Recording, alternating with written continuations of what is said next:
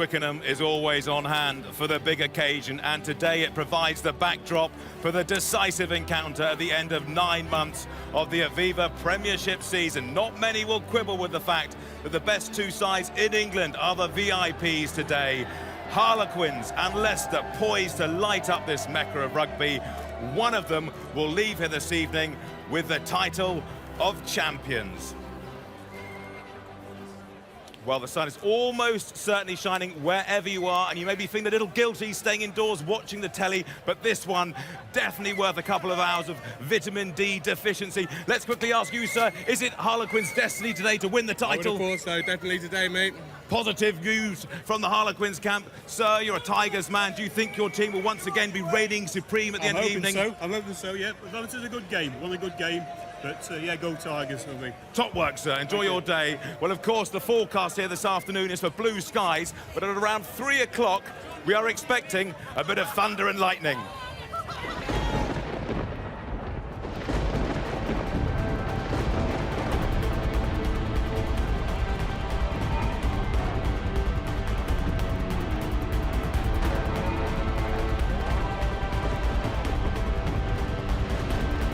Be able to call yourselves champions is what it's all about. The sat-nav will tell you Harlequins haven't had to travel too far to make it to Twickenham, 0.7 of a mile, according to mine. But in playing terms, to come from where they were a few years ago to where they are today constitutes a journey of epic proportions. But as familiar as this postcode is to Conor O'Shea's side, they're also heading into the unknown. This is the Londoners' first ever Premiership final, and you've got to be thinking they will need to produce their very best to win their first ever English title. That's because this lot, who look to the naked eye to be nigh on invincible at the moment, have been here, done that, and have wardrobes full of T-shirts to prove it. And having been reduced to rubble at the beginning of the season, there's little doubt the House of Leicester has been restored to its former glories. And the Tigers are on an 11-game winning streak. The wind in their sails is 4 scale. They will take some stopping. It all bodes well for the climax of the Aviva Premiership season, with the final freshers Harlequins against the 9 times champions of England, Leicester. Well, with a bit of snoozing here and there, we managed to flag a very good spot here in the West car park for our ESPN kebab-free van. And if you had on your television scratch and sniff technology, you'd be enjoying, like us, the waft of frying meat, greasy chips and chilled beer. Is there anything better? Well, possibly the sight of these 3 men, Mark Cueto and the Torval and Dean of Rugby Union. And I don't think I need to elaborate on who's who. No, we all know that one. Mark, you've been here before. We all know about Leicester's pedigree, but are Harlequins, this team, ready for this day? I think if they're ever going to be ready, today's the day. You know, they've had a fantastic season. I think from day one they've been at the top of the table. They've played some fantastic rugby. So yeah, hopefully they're ready today. And that's obviously the view from inside the Harlequins dressing room. What an amazingly emotional moment, Austin, when they walked into this ground. I've never seen that before on finals day. Yeah, I think it's a very special day for not only the players but everyone that's been involved with Harlequins over the years. They've been a club with a proud history. They've had some near misses in the past. They've got some great players. You just wonder whether the whole occasion will prove a little bit too much. You mentioned emotion there, and that emotion can take a lot of energy out of you in terms of your physical preparation for a game like this, and it is a big, big day for them. OK, but Ben, let's talk about the flip side of this final equation. And Leicester, you know a thing or two about how the mind of a Tiger works. Do you think uppermost in their cranial vortex will be the hurt of last year's final disappointment? I think it'll be in the back somewhere, and I think they will have talked about the form going into this game and how confident they are, and they've got to come out and lay that marker down in the first 10 minutes. Last time these teams met, they didn't really do that, and it was touch and go, and they pulled back at the end. OK, let's hear from the man who has masterminded Harlequins' bid for their first domestic title. Conor O'Shea has been speaking to Sarah. Well, as you can see, the sun is most definitely shining on that Twickenham turf today. 29 degrees it is out there at the moment, and there's no doubt this kind of heat is going to play its part in today's proceedings. Harlequins, however, should be acclimatised to this kind of weather after your little trip to Abu Dhabi. What did you get out of that, Conor? Oh, we did the work we wanted to do to get prepared for the game, and did exactly what we'd done at home. But with Etihad as our sponsor, we took advantage of it, and some of the boys are asking for beanies in there because it's 16 degrees cooler. So no, we did the work we needed. We got away, had a bit of relaxation time as well, and we then got ready for the week. So we're hit the ground running on Monday. Just can't wait now for today. Now the players, you know, they're used to big game situations, but given the magnitude of this kind of match, what's the mood like in camp? Oh, it's been, as you could expect, absolutely brilliant. The biggest secret is trying to keep them from playing the game last Monday, because they've just been bursting to get out onto the pitch, and our conditioners and the physios done a great job. We've got, you know, a fully fit team really out on the pitch today. A couple of long-term injuries, but it's magnificent to arrive at this stage of the season with the team we have out on the pitch, and just looking forward to the occasion. Now I don't want to have to remind you, but you've got an appalling record against Leicester. Only 2 wins in the last 28 league matches. Does that mean anything today? No, nothing at all. I mean, history is history, and this group of players want to write their own chapters in the history of Harlequins, and we've had some brilliant matches with them. And I look back at the game in the Stoop, and if it's half the game it was in the Stoop from 5 weeks ago, yes, we lost 44-33 or whatever, but it was an absolutely brilliant game of rugby, and it was decided on fine margins. We went 23-10 up, we were 26-20 up, we were 33-26 up. We know that we're going to have to ride our luck at times today, because they'll have momentum. They're a great side, but we're ready to win. Is this the biggest game in Harlequins history? Your next game is always your biggest, isn't it? And I think for the supporters, you know, the walkover was pretty special. We're looking forward to the game, and it'll be looked on as the biggest, and then our next game is going to be the biggest. So we'll just enjoy today, and we'll go out and give as good a performance as we can. Thanks, Conor. Good luck this afternoon. Try and enjoy it. Off we will. Well, if it is anything like their previous encounter, it will be an absolute belter. News just in, this isn't a great surprise. Toby Flood is officially out of the squad of 23, but 12 Trees gets his 22 shirt. Everybody suspected that was going to happen. It seemed very unlikely Toby Flood was going to play. So, Bob, what benefits does Richard Cockrell get from creating all these smokes and mirrors about selection? I don't know if it's a case of creating a smokescreen. I think it's basically giving his best player as long an opportunity to get fit as he can. You know, and if that means leaving it till 45 minutes before kick-off, that's what you do, you know. In the semi-final at Welford Road after the game, he said if Flood is fit, he'll get picked. So I think it's blatantly a case of just giving him as long as an opportunity. Do you swallow that, Austin, or is it a little bit more devious, do you think? No, I think it's true this week. I think last week maybe it was a bit more devious. They wanted to hide the fact that Ford was playing there. I think Quins will have prepared all week knowing that Ford's playing at 10, and they will be sending big runners down his channel, unlike the way that Saracens played 2 weeks ago. OK, quick word about Conor O'Shea, who we've just heard from there. How much of the newfound mental toughness that Harlequins seem to have these days do you attribute to Conor O'Shea? Yeah, a lot. I think Dean Richards did set the scene, and Connor's taken it on to a new level, and really impressive. He's obviously got a great relationship with the players, but as a man who brings out the best, they play fantastic rugby, and a lot of it's down to Connor. I've got to ask you about the Abu Dhabi experience. They went off on a 4-day jaunt.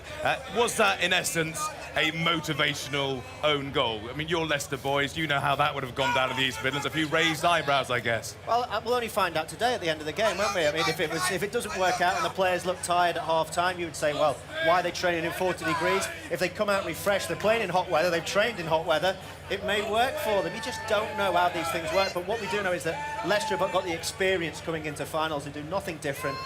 Quins, on the other hand, have done something really different, so it'll might affect them for the positive, maybe the negative. I'm not entirely sure how much training they did on Yas Island in Abu Dhabi, but I'm going to leave the so-called experts to have a half-time origin. No chips today for some reason.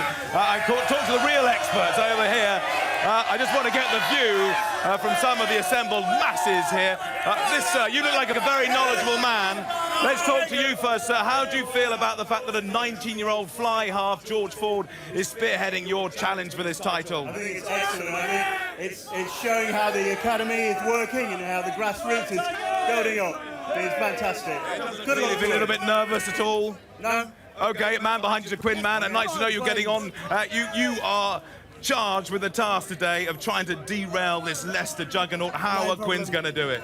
Well, quite easily. All we have to do is send Nick Evans on, skip round him, offload the ball, Tom Williams sprinting down all the way, offload again, Hugo Monnier straight in on the post. Oh, get in there. Austin Healy's school. Go and take Austin Healy's school. That's what we were after, Austin. Sir, you as well, so young Tiger. Let's talk to young Tiger. Have you been here before to Twickenham to see your team in the final? Did they win that one? Yeah, they did. I've been a lot of times when they've won. And you've been there when they lose as well. Do you think they're going to do it today? Do you think you're going to regain that title you lost last year? I think they can. I'm sure they'll make it in. Yeah. They're all here. I tell you what, everybody, it's going to be an epic day of colour. My hair's been ruined. I can't believe it. But this, of course, is the third meeting of these two this season. It's all square as it stands for the big one to come. Well, I'm obviously very popular around here. But the fact is, both sides are hoping lessons have been learned from their previous. We're back in a minute. 2 minutes. Wow. Swampy people. Game 1, Welford Road. We started that game well. What a start here at Welford Road for Leicester. We just had to regroup, which we did really well. Astonishing return from Quins. Early try conceded too quickly to hit back. We just couldn't get ourselves back into it. Ollie Cohn stretches and gets it down. It's the first time we've beaten Leicester in quite a while. They just done too much for us. Game 2. Less steep. It was one of the games of the season. Leicester with the early running. We gifted them some points midway through the first half and we made it difficult for ourselves. Hugo Monnier sprints forward to score. We were down by 13 points and Stevie Maff scored and we just got momentum from there. And it's try time now. They turned the screw really and came away with the points. Another bonus point for Leicester Tigers. Now for the game that counts. Now for the final. What a perfect day for the conclusion to 9 months of blood, sweat, toil and the rest as the Aviva Premiership reaches its conclusion. The sold-out signs went up on Wednesday this week and all the data available ahead of this Harlequins Leicester showdown points to a bumper afternoon of rugby. Fingers crossed we haven't been given a bum steer. It is, of course, vital to stay hydrated on a day like today, and some of the assembled masses in the West car park are taking their hydration very seriously indeed, including Sparky down there. I don't know whether you can see Sparky, but Sparky started his hydration at 8 o'clock this morning, so well done to Sparky out there in the grey shirt. What? He's not going to make kick-off. No, he'll be under the mat there. Anyway, good luck to Sparky. Let's hear from the Tigers commander-in-chief, Richard Cockerill, who may not be that happy, bearing in mind the coach was stuck in a traffic jam. He's been speaking to Sarah. Well, Richard, you've only just arrived, a mere hour before kick-off. Was that the plan, to arrive this late? We wanted to be a little bit earlier, but the police refused us entry at the top end because we were 5 minutes late because of traffic at the end, so we had to drive all the way around. So, cheers to the Met Police. That's really helpful. It doesn't disturb preparations too much, though, no? No, to be honest, it's perfect. We prefer to be an hour here, an hour before the game, so we can drink water and sit on a cool bus rather than getting distracted here. So an hour before the game is actually what we'd prefer. OK, we've just heard that Toby Flood is out of the matchday 23. Billy Twelvetrees replaces him on the bench. Was it always going to be a risk to select him on that bench? Yeah, I suppose so. I mean, Fuddy's ankle, the ankle problem is really good. He's got a slight groin strain from kicking and trying to get himself right, so he's worked really hard to get himself fit. And he came and kicked here yesterday. It's a little bit sore and tight, and he wasn't confident, so I made the call this morning that he wasn't going to be involved. Look, Ford has done a great job for us and proved himself. Billy's been outstanding when he's been called upon, so look, we just get on with it. Yeah, George Ford was remarkable in that semi-final, but is it fair to say that there are still question marks maybe surrounding his ability to cope on this kind of stage in front of this many people? Well, he hasn't played in the grand final before, but he's played in the LV semi and final and a tough semi-final against Saracens, so we'll see. You know, last year a 19-year-old stepped up and kicked the goal to Saracens that won them the game. I'm hoping today that a 19-year-old in a Leicester shirt will turn up and win us the game, and we'll see. You could ask me after the game. OK, I will. Where would you say you are, Richard, now compared to where you were before this final last year? I think the desire to succeed's probably a bit more. I think, I'm not sure if comfortable's the right word, but because we've been here so many times, maybe the edge had gone away from us a little bit. But after last year's result and where we started this year and what was said about the squad, I think for us to come here, the hunger is as big as I've seen. The focus this week's as good as it's been. So, look, we're here to win. We're not here to test ourselves or see where we are. We've come to win the game, and you know that's what Leicester's all about. Yeah, of all the success Leicester have had over the years, would this be the sweetest of victories given your league position earlier in the season? Yeah, well, we've done it a different way round. It's not a standard Leicester way of doing things. And credit to the players and all the backroom staff that have worked hard to keep ourselves on the rails. So, look, it would be satisfying. It's about being champions. It's about winning today. There are no favourites. It's about who turns up and plays best on the day, and we're hoping it's us. Thank you, Richard. All the very best this afternoon. Cheers. See you later. Well, I think two things we can garner from that interview. Richard Cockle is seriously peed off with the local police, and he's got confidence in George Ford that he can do the job today. And Mark, did you see enough in that semi-final, in the final of the LV Cup, to convince you that George Ford can handle the big time, or has he still got a case to prove? I think a bit of both. He's not been around too long, but in the performances that we've seen, he's been outstanding. And I'm sure that's what he's concentrating on, to keep on doing what he's doing. That semi-final against Saracens, he was man of the match, and he had an outstanding game. And if he can continue to do that, he's going to have a very good career. And a throwback to the old days, just to explain the letters on the back of the Tiger shirts. That's how they warm up. They change their shirts for the match proper. I thought that's how you spelt George with a J. Look, the team news is going at the bottom of your screen now, and it will show that no Toby Flood is in the Leicester side. In comes Billy, 12 tweets. Richard Cockle, Sarah pointed at it, alluded to it there, saying Richard Cockle had a really tough start to the season. Some people like Austin Healey were calling for his head. If they win this title, will this be the biggest achievement of the main man of Tigers? Yeah, I think it will. Everyone, he came in as head coach of the club that kept winning, and everyone said, well, it's easy because you've got the best squad. He's come from a very difficult position, and he's proved that Austin Healey knows absolutely nothing about rugby. I was critical of the individuals. You get the opportunity to wear the shirt. The shirt demands that you go out and give absolutely everything that you've got. And in some of the games we saw, it didn't appear to be that way, but they've certainly turned that around as a group, a coaching staff and a group of individuals, and put in a remarkable run of games. I forgot you were feeling a little sensitive today. Austin's been up all night, Dicky Tummy, I'm afraid. But let's switch the attention away from the old-timers in his final business in Leicester to the apprentices Harlequins. We sent Sarah to cast her eye over the Londoners' CV during a heavy-duty session of fairy cake baking. Leave me alone. Fairy cakes.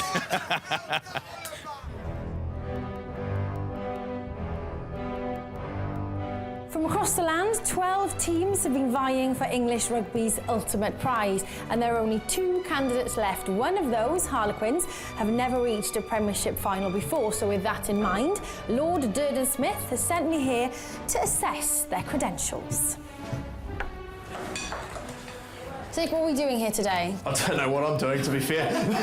You're talking another language to me here. Going to do some baking and then go out on the streets and sell them and try and raise some money for the RPA Benevolent Fund and Sport Relief. Just like goes quick and... Oh yeah, he does. Yeah. Very manly stuff, I must say. Got new appreciation for like mums. My nan gave me a little trick that I think might win us this, lads. I see by your CV that you've reached your first Premiership final. Can you begin to describe how that feels? Yeah, very exciting. Coming top of the Premiership wasn't a great thing for us, and getting through the semi-final and now to be in the final for the first time, yeah, I think the boys are buzzing. This is what we've been concentrating on all season. It's massive for everyone, but we won't be daunted by the occasion. We'll look forward to it and just enjoy it. I'm more nervous than I am playing a game. Are you going by the exact recipe? I must be looking like a complete idiot. Leicester have been there time and time again. Do you see yourself as the apprentice? Yeah, nice. Like what we've done there, the benchmark of the Premiership rugby. We're definitely going to be the underdogs. I don't think many of us have been that many finals, so we're going to be going on probably raw emotion. Get out. Get out. Whoa, it's a bit tense in here, lads. A bit tense. Is yours in the oven already? Yep. No, don't open it. I know there's one rule. You don't open the door when the cakes are in. We love to throw the ball around. Everyone knows that. It's something that we try and do all the time. But I think we're experienced enough now as a group to know that if we have to tighten up to win a game ugly, then we can do that. It's all well and good the fans keep coming back and saying, oh, you play great rugby, but you don't win anything. But we've had to work on our scrum and our maul. And as well as being able to, get around the park and fling it about and entertain people, which is what we want to do. But we also want to win stuff. My cakes are burning. Yeah! Yeah! He's ruined it. What's going on? That's it. Hole in my bag. You've only won 2 of your last 28 Premiership matches against Leicester. Great stats. Great stats. I need to do my homework. What do we read into that? Nothing. One thing I learned about being in finals is stats can go straight out the window, and it just comes down to who wants it more on the day. So what's the plan? Just go out there and play our normal game and try and not, get too overwhelmed by a final. The most important thing for us, if we're going to do well in this final, is to not sit back and let things happen. We're going to have to go out and grab it if we want to win it.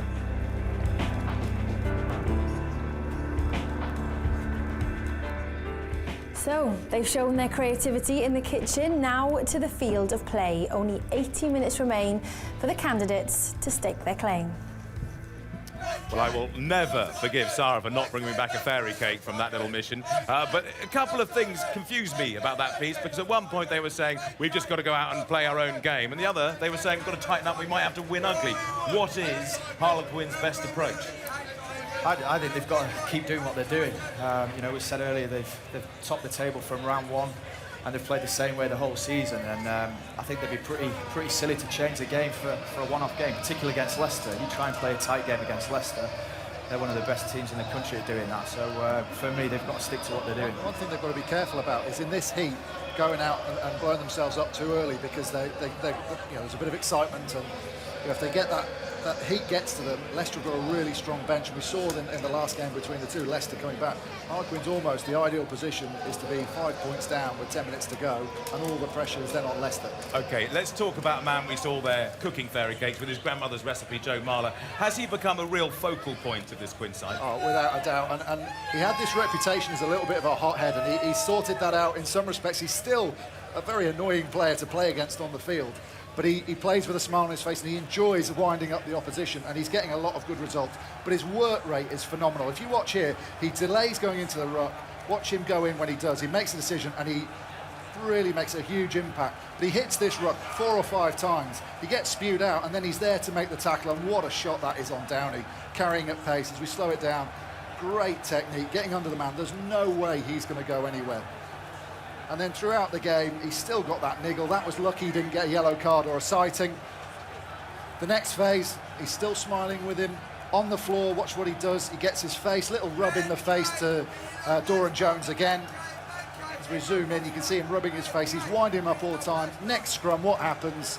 He takes him apart, gets the penalty against him. Look at this drive, great technique. His scrummaging has come on massively. And then look, he's right in front. He's pulling Doran Jones the wrong way. And then look at him show how much an effect he's had. He's walked him back, said, yeah, you know he's won this battle. So and you're impressed by what Joe Marler's... That sort of leadership on the field is huge. OK, you're impressed by Marler. What about on the other side of the scrum? Very quickly, James Johnson, he used to be considered a vulnerable man under pressure. Do you think he's no longer a weak link? His problem is his bind, because he gives away more penalties than any other player in the Premiership. And a lot of that is his bind. Now, you've got to bind on the side. He's binding on the armpit. So some of the referees are thinking that's his arm, that's a penalty. When he's allowed to get away with it, the last few weeks, he's torn Northampton, great pack apart, and Leicester apart. So it depends how Wayne Barnes referees it. He could have a massive impact. So look out for that bind of James Johnson. It's strangely these two quiet when we're talking about front rows and what they do. I'd fallen asleep, my eyes open. Austin's just concentrating. Yeah, they talk about it. Well, while we're talking about robust, mountainous individuals, a little earlier when it was a bit quiet around here, these two went out on the pitch, focusing on Alessandro Tuolangi and what kind of impact he might have at his own retirement party. Yeah, Alessandro Tuolangi is playing his last game for Leicester Tigers today, and one of his real strengths is the ability to smash people in defence. But that also creates a wide-open channel, doesn't it, Ben? Yeah, it does. If he's under pressure and he feels like he's got a 3-on-2 against him, rather than hang back, he'll turn his body in, come from outside and hit the man, the middle guy, man and ball, and try and stop the defence, stop the attack there and then. Absolutely, and I think Quins will have spotted that Leicester's blindside defence is one of the areas of weakness. And we'll walk you through now exactly what we think Quins are going to try and do. From an attacking sense, Evans will look from a line-out to hit Jordan Turner-Hall up the middle, as Quins have done all through the season. And then instead of going the same way like they used to do, they'll start to peel around the blind side. And when they get there, Ben, Tuolangi will find himself short of numbers. So what's going through his head? Yeah, so he will start outside the middle guy, and he's trying to catch him with a blindside hit, which is a much more powerful hit. The middle man's looking at Austin, so he can't see where Alex is coming from. So he's going to try and stay out and he's going to face inwards with his backside pointing towards the touchline and go for that big hit as you give him the ball. Yeah, so let's walk through it. I'm Evans. The ball comes to me from Danny Kerr. It's a lovely pass. Evans is just looking at Tuolangi. He's seen that he stepped in. He throws a wide ball to Williams, which means you, Ben, as Tuolangi, you're left in no man's land. Yeah, I'm facing the wrong way, so now I've got to turn all the way round to try and recover, and we saw that in the Saracens game last week, and he only just managed to get back to Strettle. Yeah, let's take a quick look at what it looked like, actually, in reality last week. Tuolangi's defence, as we said, there he is, he's highlighted. They're short of numbers, Leicester, on the blind side, as they normally are. He decides to step in. He doesn't need to step in. He moves forward out of his position there and close the line, which opens up a really wide channel. Saracens see this, they exploit it, and they go straight down that channel with some wonderful hands. Once they get there, a little loop ball, and Strettle looks for all money that he's in, but Tuolangi's pace gets him back. What Tuolangi will have been told this week is that he's got to change that. Richard Cockle and Matt O'Connor will have been speaking to him at length, and they'll be asking him to do this. So we'll run through it again, but look at the different scenario. Now I'm Tuolangi. I've played on the wing. I know what it's like. The last thing you want to do when you're short of numbers is turn your shoulders in, because you leave the best defender in the world, the touchline, out of the game. What you've got to do is you've got to drop off your position, turn your bum inside to your nearest defender, and as it comes through the play now, we come up together with my defender and we just start to back off. We make them make the play. We make them make the pass. We keep them going. And again, the inside defender gets to here. Now Tuolangi's in this position. Tuolangi against Williams in the touchline, there's only one winner. And today, Tuolangi, playing his last game for Leicester Tigers, could have the deciding decision on who wins this match. If he steps in, he may cause some damage, but he could open a try-scoring opportunity for the Quins. The decisive, deciding decision. What a great roundup. Mark, I gather you've played a bit on the wing. When you're facing Alessandro Tuolangi, do you have sleepless nights, or do you look forward to it as an opportunity that you could exploit like the boys were talking about? Yeah, a bit of both. I think if you get it wrong, he's going to absolutely smash, and it's not pretty, but at the same time, there are opportunities like the boys showed in the video there. His sort of default system is to fly out the line and try and hit that guy in front, and if you can create the extra man with either the quick hands or the ball over the top, you can exploit it. It's a natural instinct for him. As a Samoan, he'll panic. There's only 3 people on the blind side. You're numbered up maybe 5 on 3. Yeah. He'll feel like he has to step in because his tackling is excellent. Yeah. The other thing I think Quins will try and do is turn him. They'll put the ball on the floor. If they can't get the ball through the hands, and we've seen them use the decoy runner's ball behind before, but if you put a ball behind and Tuolangi hits the defender, it looks like crossing. So I think they'll kick a lot behind him today, try and turn him. He's a big guy, but don't be confused. He's big, but he's very, very quick. Well, you boys mentioned a bit earlier that Harlequins have had an emotional arrival here, but of course there will be emotion involved with Alessandro Tuolangi and his teammates. So that's the last time he'll put on a Leicester shirt today. It's an annual pilgrimage for the Leicester congregation. It's now 8 seasons in a row they've taken centre stage here at Twickenham, but their last outing at TW1 a year ago ended in heartache, and we'll be hearing how the Tigers plan to set the record straight after the break. The centres, we've got 4 of the 7 centres going to South Africa with England. You include Owen Farrell as a centre as he's playing tomorrow. Mark, who would you rather be playing alongside? Which pairing? I think I'd go for one from each to mix it up a little bit. I'd go with Manu at 13, and I'd go with Jordan Turner-Hall at 12. And the reasons being, they're both shaking their heads. We've got disagreement here in the studio. I just think they've both been outstanding. Manu, obviously, every time he gets the ball, he's so destructive. He seems to make a line break or do something spectacular every time he gets the ball. And I think in terms of Jordan Turner-Hall, they're very similar in terms of both very powerful sort of runners, as opposed to Lowe, who's a lot more uses his feet and likes to get on the outside. But I think purely from an inspirational point of view, they're both very important. Amazingly, chicken soup is his favourite dish. I thought he'd be more of a steak man, but Manu Tuolangi likes chicken soup, I understand. But you didn't agree with what Mark was saying there. Well, how would you... Jordan Turner-Hall's missed 22 tackles this season. He's right at the top of the charts, and you can't have that from someone who's aspiring to play for England. I think that you look at Anthony Allen, one of the best low defenders in the league. I think he will take a lot of beating today. Manu Tuolangi needs to have a big game. He hasn't had that really big impact so far this season like we saw last year. And he wasn't here last season as well, so he's got extra motivation. A lot to play for. George Lowe, on the other hand, I think is the real X factor for Harlequins. I think both defensively and in attack, he's got something special, and I think this platform today could see him gain an upper hand over players like Tuolangi before the tour. That 43-33 game that they played at the Stoop, those two players that Austin mentioned were the guys that had probably the biggest impact. Allen's footwork and Lowe as well, they were making big yards against the guys flying out trying to hit them. Okay, well, despite the fact that they've had loads of experience, this Leicester side, of being in these finals, they've had plenty to mull over this week about this afternoon's winner-takes-all prize fight. Ladies and gentlemen, the following contest is scheduled for a minimum of 80 minutes and is for the Aviva Premiership Rugby Championship. A lot of things go through your mind in an hour or so you're in the change room. You find yourself thinking about the hard work it's taken to get here. You're obviously a bit nervous when you're thinking about the game. You think about, what are you going to do to help win this game for your team? A lot of people wrote us off and said that, we wouldn't even make the playoffs. Now we're in the final, so I think we have a point to prove. Just making sure that you know what your first play is, your first move, the first thing you need to do, and just keeping yourself calm and ready before the whistle goes. Hailing from the Midlands, in the red, green and white jersey, they are the veterans of this arena. Just because you've been here before doesn't mean you stroll in and do it again. Just dealing with the week beforehand, the training, a different sort of mental approach to it, because you're only human, it's a final. You try and make it as another game, but it's not. It is a step up. I think experience will be a key part of it. Look at guys like George Shooter, Jordan Murphy, those guys have been there for a long time, and obviously their experience is completely valid for us, and we can't wait for the final. I think guys being there who have won it and then obviously losing it last year, it makes you even hungrier for it. With a season record of 15 wins, 6 defeats and 1 draw, they are undefeated in their last 9 matches. Quins want to play with the ball in hand and throw the ball around, and certainly with the guys we have in our side, we've got some powerful runners, and we want to get them the ball and throw the ball around as well. Quins' playing style is pretty open, it's quick, it's fast, they like to play at a high tempo. They'll take quick line-outs, they'll take quick taps, they'll chop the ball around, and if it's anything like the last game we played, it should be a belter. I think it just comes down to who manages to execute their game plan better and more accurately than another. With and without the ball, if we give them space to run and play, then we'll be struggling. Likewise, if they stand off us and give us time and space to play, they'll struggle. It's about imposing your will on the game better than the opposition. I mean, it sounds a bit simple and blasé now, but that's actually what it all comes down to. The 9 times champions of England and 2 times champions of Europe. As soon as you kind of get out to the tunnel, you'll be aware of the huge crowd. Appearing in their 8th consecutive Premiership final. It's important that you don't get carried away with the occasion.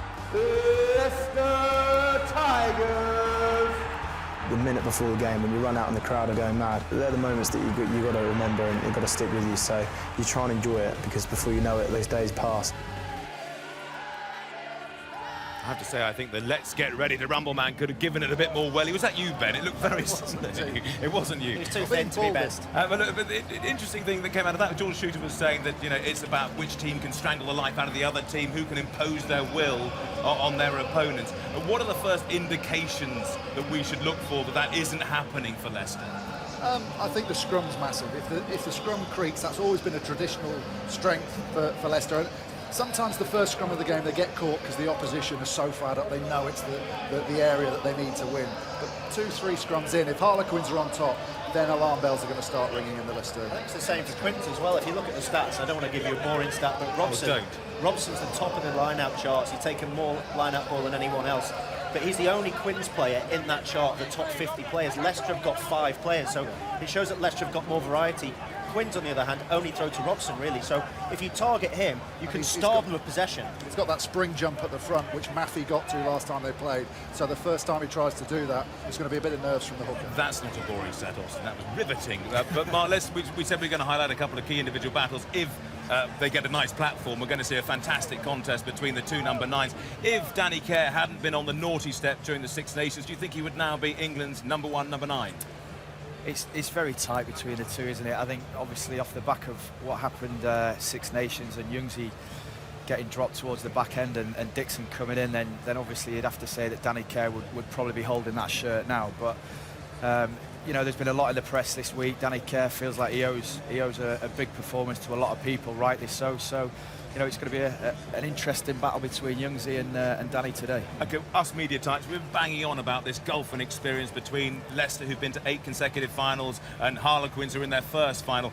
Having seen Harlequins come through a couple of tight scrapes over the last years, both in Munster, of course, they won in Toulouse and the Amlin Challenge Cup. Do you think that golfing experience is negligible? You can look at it both ways. I think bottom line, as a player, you'd rather have the experience that Leicester have got, particularly in big games like this. But on the flip side, I think again, reading the press in the week, all the pressure's on Leicester.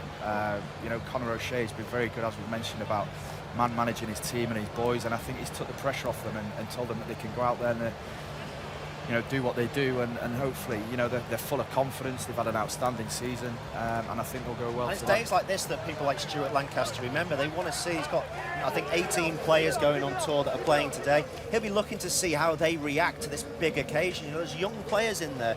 People talk about Ford. If he performs today, it's going to be a massive tick on him being able to deal with big environments. I was at the RPA Awards on Ollie Cohen's table this week, and he was asking everyone who they thought was going to win. He was like, no one gives us a chance, do they? And he was thriving on that, and I think Harlequins will come out with that mentality that no one gives us a chance. Whether they can keep that energy going, Ben, into the second half. I expect Quins to get off to a lead today, but then it's whether they can carry that through. There's a lot of emotion. You walk down there between, you know, several thousand people, it saps the energy out of you. I'm not into labels, but who wears the tag of favourites very quickly, Mark? Leicester. Clearly not into labels. Look at the way I dress. Shirt's made out of chamois leather to keep the sweat off today, isn't it? Enough, Austin. The Premiership final is upon us, and strangely, there's been an alarming exodus from the West car park, which means we must get a shimmy on to get to our seats in time. Shut the curtains, barricade the doors. It's Harlequins against Leicester for the title. The whistle blows next. They've taken very different routes to get here. Harlequins front running just about all the way from the start of the Aviva Premiership season to today's finishing line. Leicester's passage to Twickenham involved a rather large pothole at the beginning of their campaign, followed by one hell of a game of catch-up. But that all counts for the princely sum of nothing today. One match, one trophy, one winner. That's all there is to it. So postpone the lawn mowing, do the shopping later, stick the sausages in the fridge, the barbie can wait. And to talk us through all the drama that is surely about to follow, let's hand over to Nick and his trusty sidekicks. Good afternoon, Nick. A very good afternoon, everybody. Thinking this week about the 46 players who are about to experience one of the days of their careers, but also, you know, the 400-plus players from the other 10 Premiership clubs who aren't here today, who might be watching at home with us. And Ben, you know, there's only one place to be on a day like today. Yeah, those guys would have a real pang of jealousy, because it's just a wonderful atmosphere, and to think where it was when the Premiership playoffs first came into fruition. And now 80,000 people turning up, and the atmosphere outside, there's such excitement, and particularly for the Harlequins fans, their first visit here for a big final. It really does feel special. It feels special every year, of course, but I think because Leicester are so experienced with this situation, Austin, Harlequins here have really added something this year. Yeah, absolutely, and not just the fact that they're across the road, but the way they played rugby. I'm delighted by the fact that two of the tries that go out there and try to score tries, really play a bit more rugby, have ended up here on the biggest occasion of the year. And that's just a signal to all the other sides in the league: go out and win games, don't go out not to lose, go out there and try and stamp how you want to play in this tournament. Confirmation of the teams. The prize for finishing top of the pile at the end of the regular season means Harlequins are nominally the home team today, so a club built around young English talent will emerge from the England dressing room. It's a place Chris Robshaw's got to know well in recent times. He'll be delivering his final rallying call at this moment to a side that includes Danny Kerr and Ugo Monye. Both are fit and ready to go after missing the semis, and with some sense of timing, Tom Williams plays his 100th game. A 19-year-old steered Saracens to the title 12 months ago. Today, a 19-year-old is at the front of Leicester's bus for Owen Farrell, Reid George Ford, two youngsters who grew up together. He's not the youngest player to grace this day. That honour still belongs to Ben Youngs, who was just 16 in the 2007 final. He'll provide a slightly older head inside Ford. Julian Salvi's back after missing the semi-final. Alessana Tuolangi is bolting on the bull bars right now for one final time. So much quality wherever you look. No fewer than 14 involved today who'll fly to South Africa with England. Yeah, and they're so evenly matched in the packs. Harlequins front row, the form unit, mainly down to the confidence of big James Johnson. The huge Samoan will be looking to force Aerts' head from out under his chest, give him a free shot across to Shooter, but Leicester will be highlighting his bind to Wayne Barnes. The big man is the league's most penalised player. Jeff Parling has a lot more line-out resource in his armoury than Robson, which gives him more opportunity to manipulate the defence and create those holes for Shooter to throw into. The Quins man will face a lot more pressure and will have to take more on personally. Both men's leadership will be vital in the outcome of the game. And 6 guys in the back row in scintillating form. As individuals, you can't find any edge for one side or the other, but as a unit, perhaps Leicester are more balanced. On the flanks with the athleticism of Maffey complementing the dog of Salvi. Are Robshaw and Fa'asavalu a little too similar?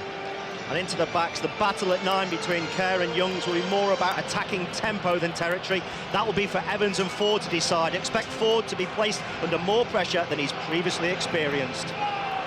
In the midfield, Jordan Turner-Hall's gain line carrying could be halted by the excellent low tackling of Allen, whereas George Lowe and Manu Tuolangi have the most X-factor. Either could be delivering the W for their sides.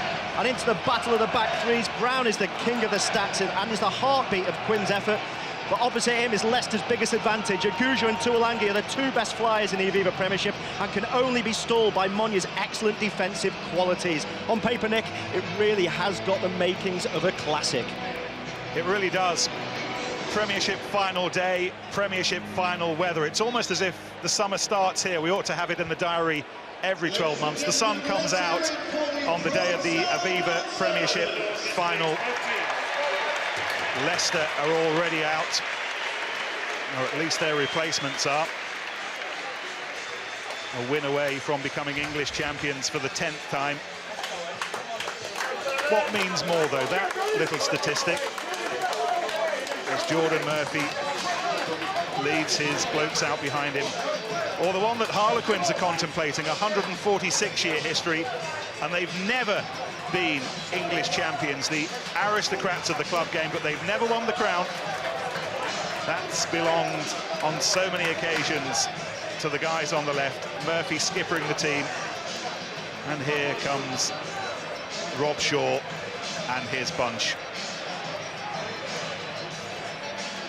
A nervous place to be, a magical place to be, just seconds before stepping out into the sunshine. One team's travelled not much more than 100 yards to be here, the other about 100 miles. Both are where they want to be.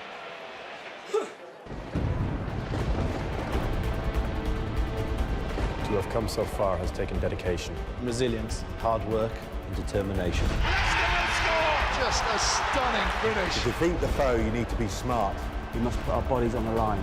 We must make sure we perform for 80 minutes. Oh, goodness me! And over the line they go! To win would be epic. Incredible. Would mean everything. Huge achievement. To win would mean the world to Harlequins. Youngs. That was sublime. To be champions. Champions. To be champions. To be champions. To be champions. let the game begin.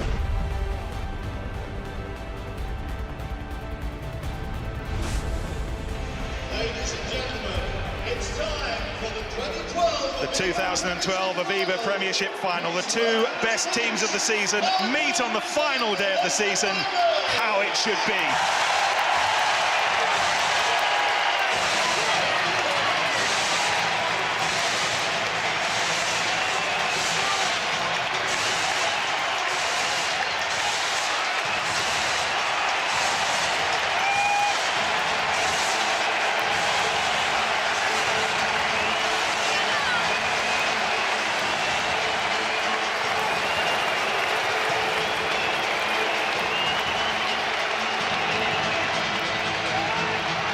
It's a riot of colour and noise, and it's just magnificent.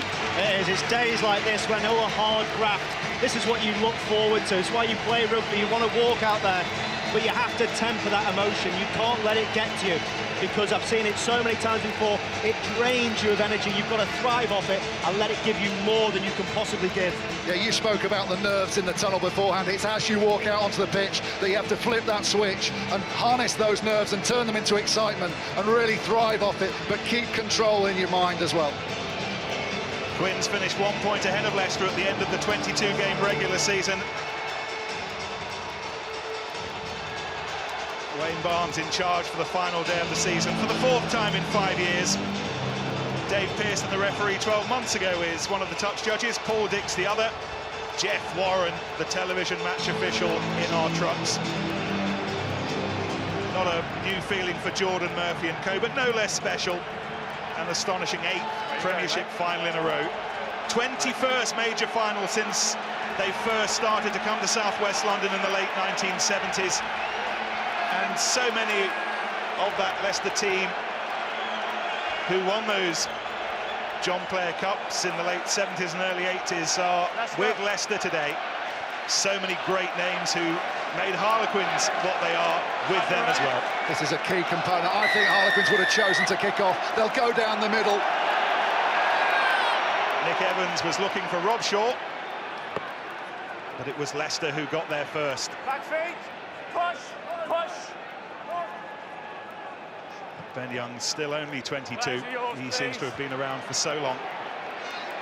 Evans taking the ball, swiftly followed by Steve Maffey.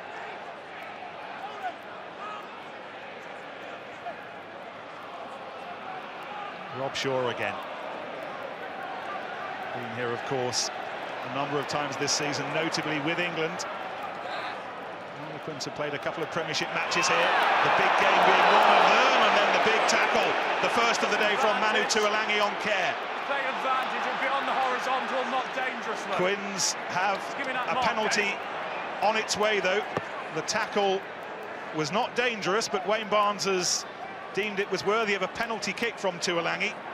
Here goes his opposite number, George Lowe, who's not shy of issuing big hits either. Evans, and this is Fasa Balou. Offside advantage. Again, another offside. This one a bit closer to the post, so we'll stick with it for the time being.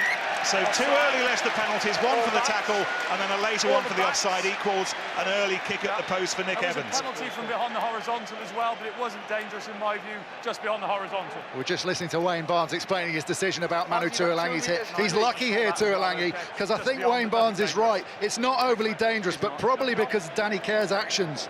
Now, I'm not sure how controlled that was from Manu. He needs to be careful, just make sure he doesn't let the emotions get away with himself. Speak to him. Thoughts inevitably go back to the World Cup semi-final at the start of the season. I think he helped himself by not letting go. Also aided the process of getting Kerr down as easily as he might have done, or at least as safely as he might have done. No finer player in the Premiership this season, according to the players. The RPA Player of the Year, and with his Director of Rugby watching on. It is the man who perhaps ought to have played in those World Cup finals with the chance for the first points in the Premiership final.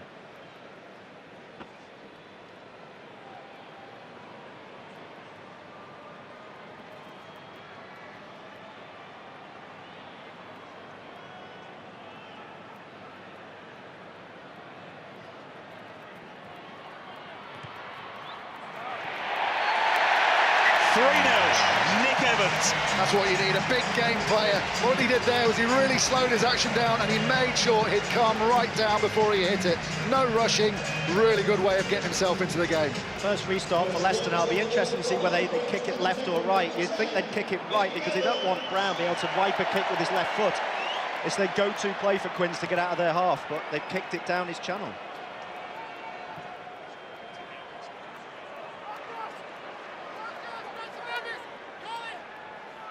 Kerr to Rob Shaw, to Fasa Balou, a trio who may well be conspiring for much of this afternoon. Evans fires it wide to Brown. He's held up again by Tuolangi, who's been busy in Leicester's defensive wall so far. Kerr again to Rob Shaw. This is Joe Marler. Evans again, back inside. Oh, another enormous hit. This time it was on Johnston.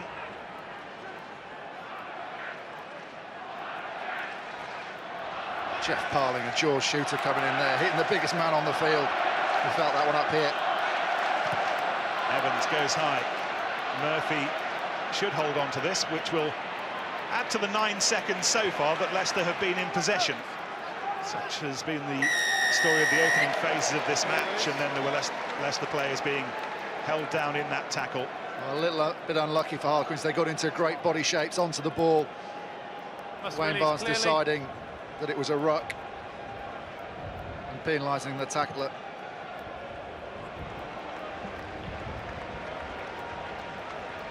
Look at the technique here. Double hit. Shooter comes in over the top. That is huge. Johnston did well to hold on to the ball there. He did. George Shooter's not known for his tackling, actually. He normally goes low. He's more of a low hooker hit. But this will be interesting now. I think Quins have started really well, got some momentum. First chance for Leicester. First time they can get the ball through the hands, and Tuilagi gets beyond the defence. Ball was forward though, but a little slither of encouragement for the first time. Yeah, good option from Leicester. Decided to go off the front of the line out. Looked like they were going to use Anthony Allen on a barrel ball. They put it behind his back as a decoy. Here's the ball to Maffey. Looks like Allen's going to carry hard off, but Tuilagi's on a fade line. He steps back inside George Lowe, and it's that offload back to the original dummy runner that just goes forward. Off the mark. Off the mark. That's a mark. There we are. There's a mark. Not far away, says the boss. Fascinating to see how he links up with young George Ford today. Ford, just an exceptional performance against Saracens. Touch. Cope with all the pressure of the semi-final. First scrum. Ball. Oh, and it's a big one from Leicester. They get the initial shove on. The Quins come away with it with some interest. This is Kerr, finds Evans. The big runners outside him. Lowe was struggling to get the ball away before the tacklers came in. 15 on the floor. And then penalty for hands on the floor. Well, out that scrum, did Leicester fall into the trap Harlequins laid? James Johnson doing a really good job on this side, on the far side, sorry, to turn the man, and he created that little outside break for Nick Easter off the back of the scrum that we talked about before the game. It's exactly what we spoke about, wasn't it, Ben, in the demo? If you have a look as it comes round, the wheel really helps Quins. Danny Kerr spots it, but then watch what Tuilagi does. You're outnumbered 2-on-1. Allen does exactly the right thing, backs off. Tuilagi steps in. That opens 3 people down the wide channel. He's got to stay out in that position. He's so effective when he gets to the touchline because you just can't get past him. But if you step in, you're out the game. Just to go back to that scrum, that's a point where Cole probably felt he had the upper hand, so he's driven through, and Marler's perhaps let him come a little bit just to create that little blind side. But he never released.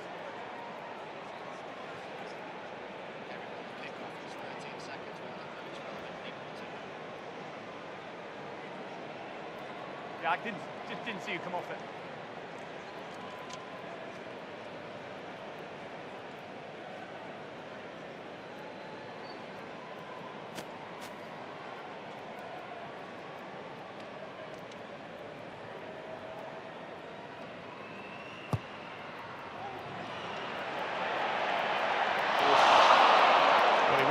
Tougher kicks this afternoon, and that was very nearly a peach, and Tuilagi needs to use all his strength to get back over the try line.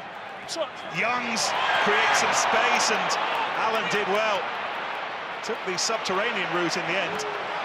Nothing subterranean about what Manu Tuilagi is trying to do. And Leicester, with a great deal of difficulty, have managed to progress 10 metres away from the danger zone.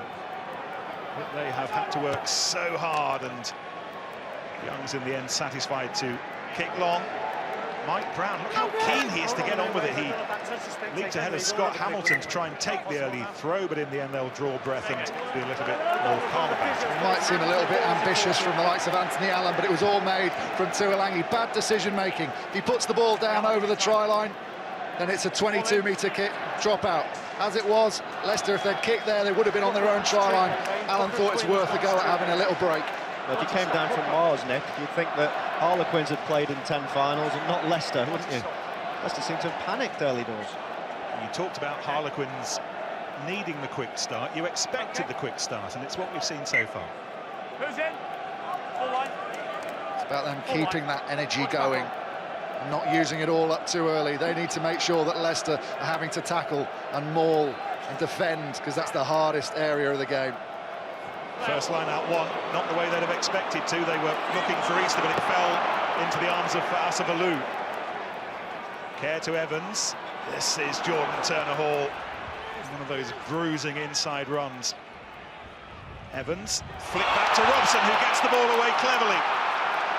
Evans again involved, a moment of real promise this for the Quins, and they're going to score! Williams with the honour of the opening try in the Championship final.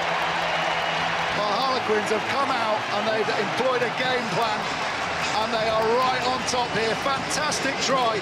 Nick Evans doing a fantastic job in bossing his troops, telling them when he wanted the forwards to hit it up and waiting until the opportunity arises. Poor tackle from Cole on Robson creates the Quins the opportunity to get him behind. Leicester couldn't wrap their defence round, that left the overlap on the outside.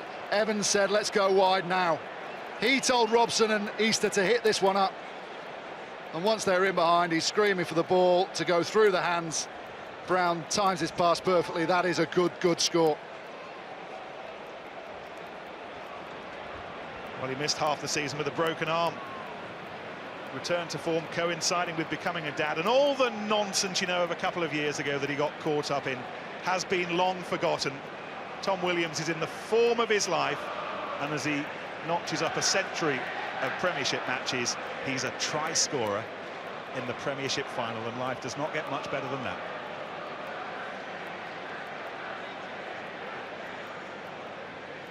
A similar kick from the penalty a minute or so earlier that he missed from. Has he learned? Will he slide it a little further to the left? It is breezy down on pitch side. It's buffeting around, keeping temperatures low, making it tricky for kickers.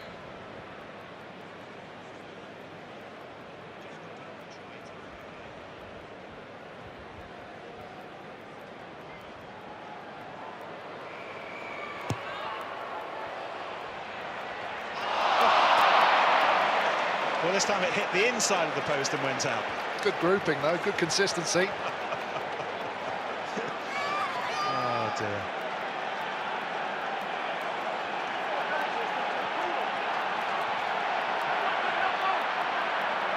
Leicester switching it to the left-hand side. The try scorer Williams knocking on. Take the knock-ons here. And that, from Leicester's point of view, will do. Yeah, well, Leicester stacked all their forwards on the right-hand side, which they did against Harlequins at the Stoop. This time they go flat to Maffey. Just a little closer. And a bit of switching off from Harlequins in terms of defending that. They all presumed it was going to go long right for Leicester.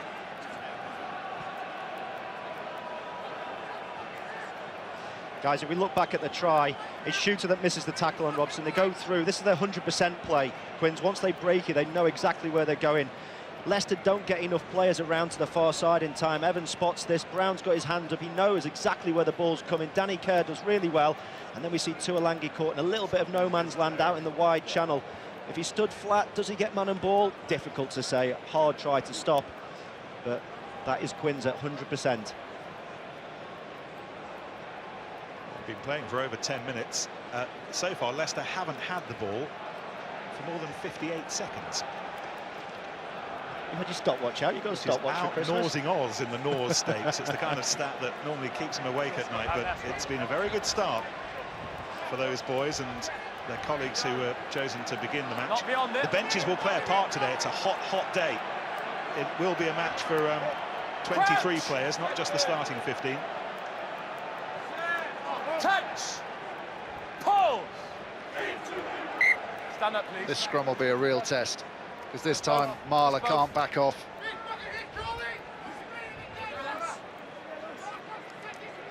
Because Cole will just go through him and they'll keep the ball in.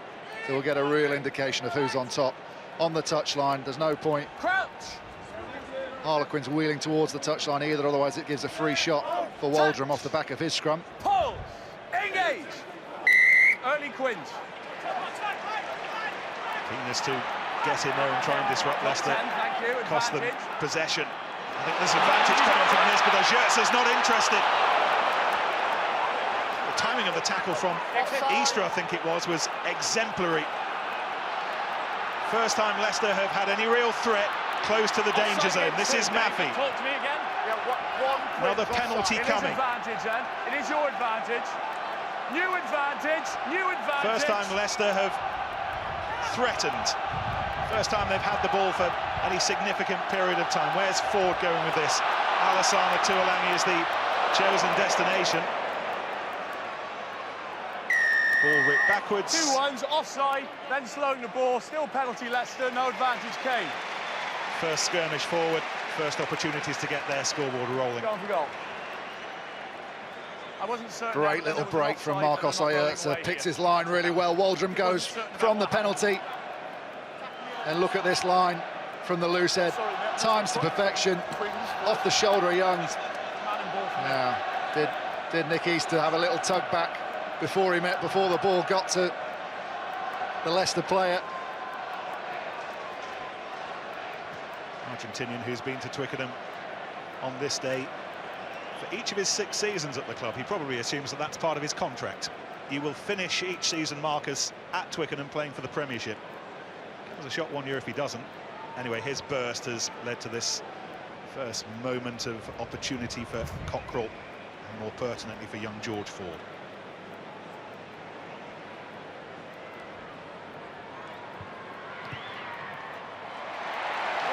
No problem at all. He belies his 19 years. He started the first 4 games of the season and the last 2, the most important 2. Yeah, nice one. Little kick in front to settle his nerves before he has a tougher one later on in the game. But his decision to change direction and go to Alassane Tuolangi overrule what was being called by the rest of his team. So it shows he's not afraid of telling the older boys what to do.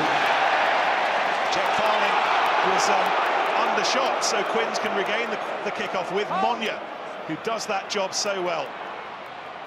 Rob Shaw to Turner Hall, who's tackled on the 22. In terms of rebalancing themselves after conceding the penalty, it couldn't have gone any better for Quins so far. Monya to Brown. He's got Williams outside him again, and Williams seemed to have his foot in touch as Alassane Tuolangi went across, but Paul Dix wasn't interested. Kerr back inside to Brown, and Tuolangi was waiting. Passes forward. And the ball was forward as well. Passes forward. A bit of booing, I think some of the Harlequins fans think this might have been high. This is the kickoff that starts it all, though. Harlequins' favourite area. Rob Shaw sees Parling in the wrong place. He doesn't get a particularly good lift. He's in behind, offloads to his other chaser. Leicester under massive pressure. They get wide. Tuolangi does well defending this time, using the touchline. No more. He was in touch, wasn't he? Crouch. Anyway, matters not in the grand scheme of things. Touch. Pause. Engage. Ben Young's vying for the England shirt with Kerr and Dixon in South Africa. Thomas Waldron will be there as well, and the scrum delivers the penalty. 2 stay in the scrum. Not now, not now. I'll talk to you in a moment. Cole wins that penalty for Leicester, although it's probably on the side that Wayne Barnes could see. Cole, by going forward, put real pressure on the other side of the scrum, and James Johnson, and he turned in too early. Just to see Marler there, Ben. As the scrum came up, he just slapped Cole on the head. It's almost in his psyche that if he's getting beaten in the scrum, he'll revert to a few little tricks. Look at that, that's a wonderful hit by Cole. He keeps it going, which means that Johnson has to come across to try and support what's disappearing on his left arm. The line-out has been lost. He's not got the ball. But 5, playing 6 without the ball. George Robson was pulling back Steve Maffey, I think it was. Number 5 played number 6 without Maffey having the ball. Talk about Dan Cole. It's interesting as we have another look at the line-out and the penalty conceded by Robson on Maffey. It is instructive to see Cole starting the big games now. It's a role reversal, because this time last year it would have been Castro Giovanni, but Cockrell's going on form. He's saying to the young Englishman, you're now our starting tight head. I think Cole's slightly more technical in his scrummaging, so he tires the guys out, and then the explosiveness of Castro, who's maybe not quite as technical, but a lot more powerful and ragged once the game's opened up, once his opposite number's a bit tired. Shooter to Maffey, to Youngs, to Ford, and this is Aguja. Big gap. And the Argentine is proficient at finding big gaps. He's been finding them all season, playing his final game for the club before he heads to France, probably. That's looking now the most favoured destination. Sorry, late. Knock on. The ball was knocked on at that breakdown, and the moment of promise for Leicester evaporates. in the hot May sunshine. Well, there's plenty of little gaps opening up. Big contrast to the final first 20 minutes last year. Both teams going out to look for those holes and exploit them. Yeah, Quins ball. I think you're seeing actually players coming out and wanting to have an impact, to try and make a big hit. And when you do that, you forget the defensive pattern you're in. You turn your shoulders in, you come out the line, and those dog legs are being created. Both sides are exploiting them, creating, as you said, Ben, a lot of holes. Touch. Pull. Engage.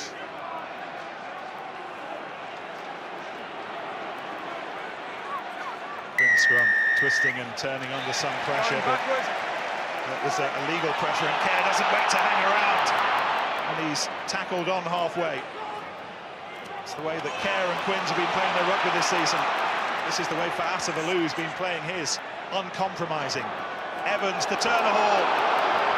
Monya inside him, and for a little chap, Aguja managed to bring him down. The break from Kerr has set this position up. Hands away, no hands. Good.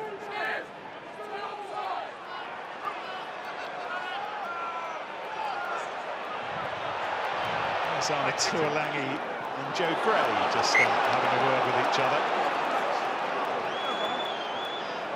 Lock on, by 7, no problem. All right. Well, this scrum battle is intriguing. Scrummies, knock on Leicester by 7. under massive pressure, so they Winger picked up the wheel, ball, they try and wheel it round. Then he let 90. go. You can't do that when you're going backwards. They don't react quickly enough to the whistle. Kerr gets in behind, and then they're under massive pressure. Yeah, knock on by your 7. Don't wrap up properly. Fa'asa Valu with a tremendous pickup. And as this rolls on, Ben, you see it get to the wide channel here. Jordan Turner-Hall accelerates. If Monya stays out, he's down the 5-metre channel free and running. The decision to step in almost says to me that he's a little bit concerned about his fitness. He's been out with for a while. Stayed on that channel, you got the chance, but Danny Kerr wants to speed up the game, and rightly so. Yes, if you thought we'd see Monya here today, tore his hamstring against Leicester in that amazing game at the Stoop 2 months ago. Or rather, a month ago, expected to be out for a couple of months, but he's worked so hard to get the hamstring sorted that he's on the pitch. Crouch! Touch! Pulse! Go through the first half. Only try of the match so far to Quins and Tom Williams. Well, Quins on top in this scrum again. Pop Leicester up. Both teams up. Slightly fortunate to get away with that, Leicester.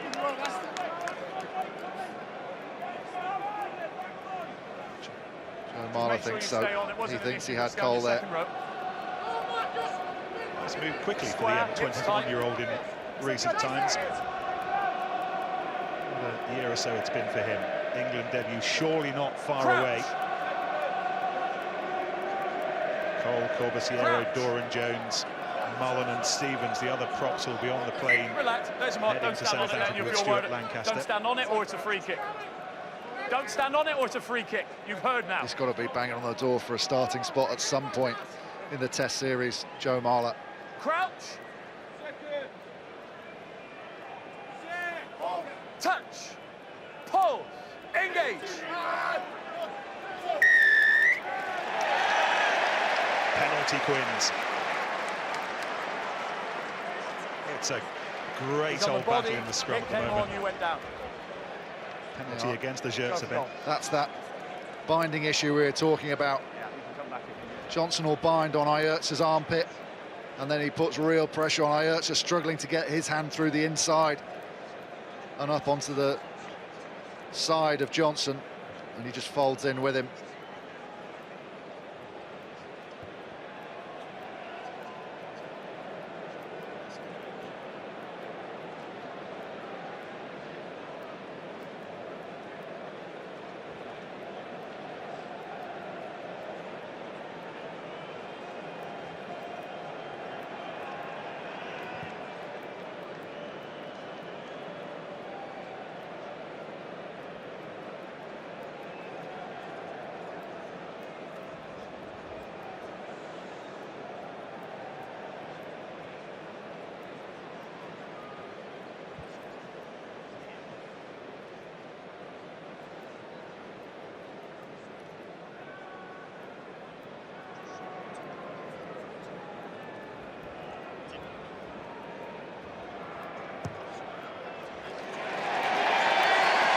It's been another top season for Nick Evans, and he just crashes through the 250-point barrier for his club this season. He's recently overtaken Paul Burke as well as Harlequins' record Premiership point scorer. Paul Burke on the Leicester bench today. He's now Leicester's kicking coach. This time Leicester do go long right.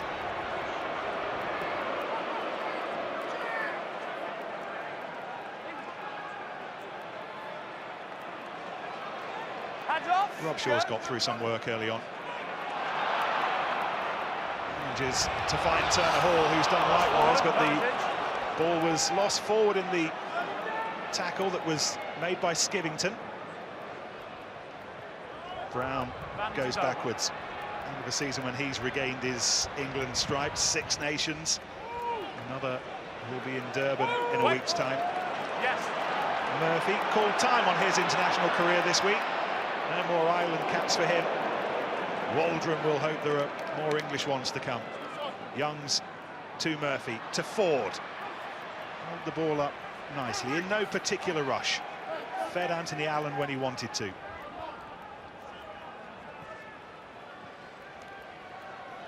Harlequins not very quick to wrap round the corner here. It means they're short of defenders.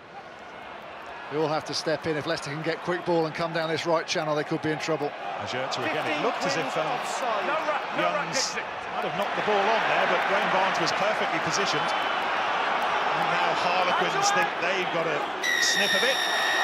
And they thought too much because the hands went in and the penalty is conceded. Yeah, Leicester get the penalty. They were really unlucky that Youngs gets caught as he tries to deliver this ball. Is that a knock on? They get away. Austin. Guys, just looking at the way Leicester attack, their big players, decoy runners, they send Allen in, but watch what he does. Quins' defence really shouldn't hold three players. That sets a Gouja free. That is Leicester's go-to play with a decoy runner. Quins as a defensive line need to read that a bit quicker and not sacrifice three defenders on it. If they do, they're going to open up more channels like that. Ford, though, when he's got the hands on the ball, his timing is just amazing for a young man. Just seems unflustered, doesn't he, Oz, which is so much a part of what makes a great player or a potentially great player. We'll find out how flustered he is now with this kick.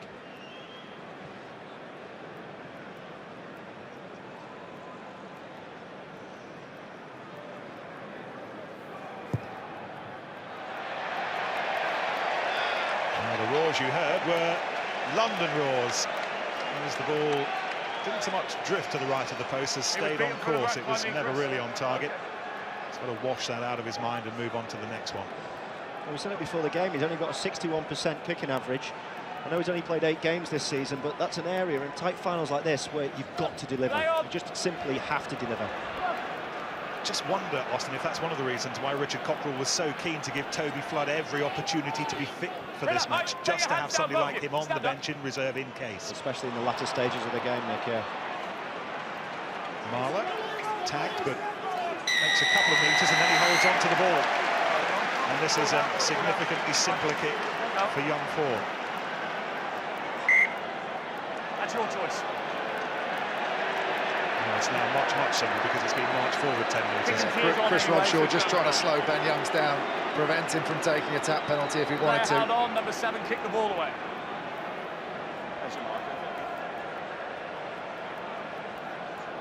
Anthony Allen again in there. Salvi does well to get back to his feet. He could have been penalised otherwise, but great work from Anthony Allen. The initial hit from Manu Tuolangi blindsided him. Really takes Marler off his feet quickly. Doesn't allow the support for Quins to get there in time. There's some great backs over the ball. Monye for Quins, Allen for Leicester.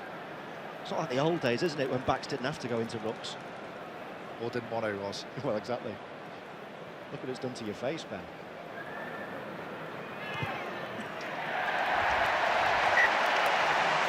Ford has steadied the nerves at Leicester again. 3 points to pull them back to within 5.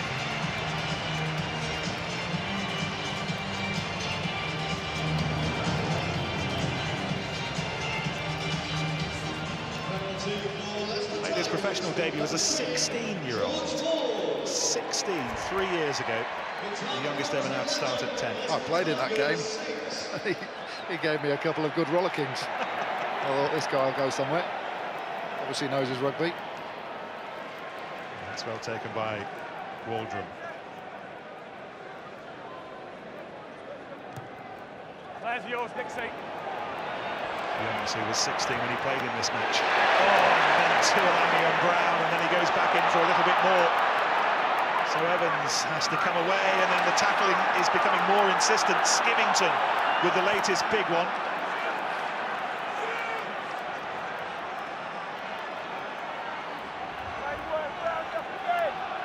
The tackles are made of what you'd expect them to be made of in a match of this importance. Care Tamala. Just slipped off the tackle or the attempted hit from Skivington, and Evans decides to give the ball some air. Murphy. Waldron was calling for it quickly, but Murphy wasn't interested. He wanted to go on his own way. He was blocked by Turner Hall, which means that Mike Brown has all the time in the world. Too long for Murphy. Brilliant kick chase from Alassana Tuolangi, because he doesn't just fly in and make the hit, he has to slow himself up, otherwise he's going to get there too early. Puts the brakes on, times it to perfection, accelerates into the contact, and then he follows up as Brown bounces off him. The last thing Mike Brown's going to want is a lot of high balls with that man chasing. Tuolami and Waldron just getting caught up in each other's minds there. Tuolami with not the most sympathetic of passes to Waldron. And I think in terms of pretty passages of play, that would not be high on Leicester's list so far. Well, Ben Young's going ballistic, but Thomas Waldron fancied himself for the clearance when there were a lot of backs down there. And if you do that, you've got to be accurate. Joe Gray, the Harlequins hooker.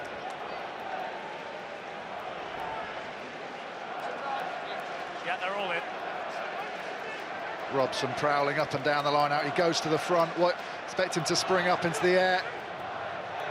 Backwards. Well, actually looking for Cohen, but it didn't find them in the end. It found Cole, who finds Maffey, who will stride in. Enjoy the moment, Steve. You've just scored in the Premiership final. He scored in the semi, and he's brought Leicester level on the biggest day of them all.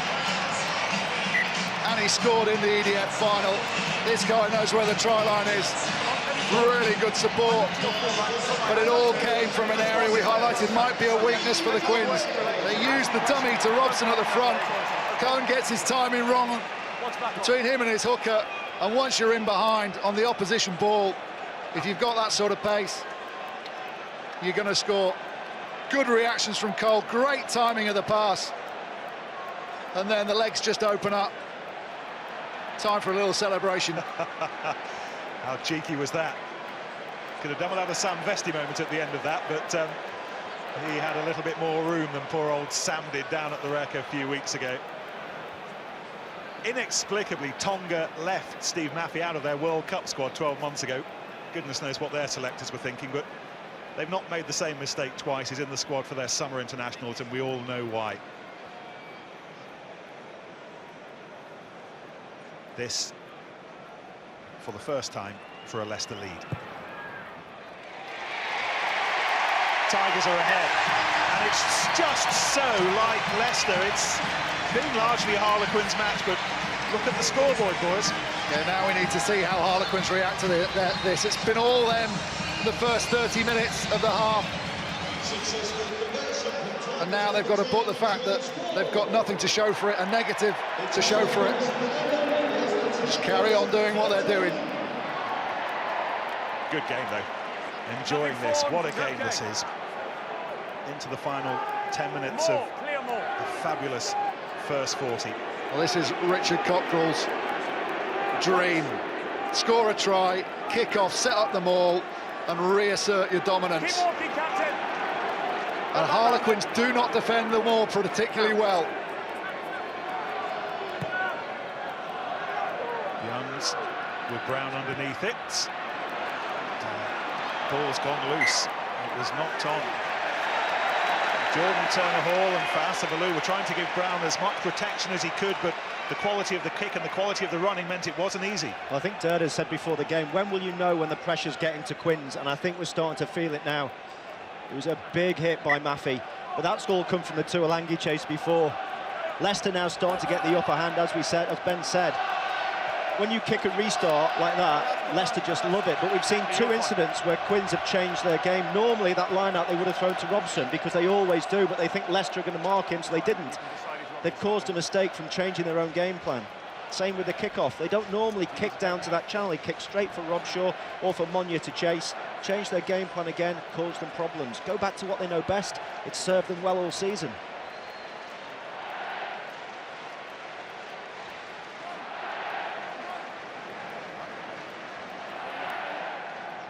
A blindside flanker kissing the air as he runs in for a try. What has happened to the game that we loved so much? Don't stand on it. Thank you. Wouldn't have been allowed in your day, Oz, would it? I remember Ben actually kissed me on the cheek after I set up the try in the final. I slapped him. Which cheek? I'm not that sort of boy. Touch. Pull. He's trying to headbutt you. Stay close. It's a solid Leicester scrum for Youngs to feed forward. This is Tuolangi. He missed last year's final, you remember. The ball was lost forward, and then Leicester concede the penalty, so Quins have the advantage here. Yeah, and the skipper clearing up. What a game Robshaw's having. Low goes beyond Ajertse.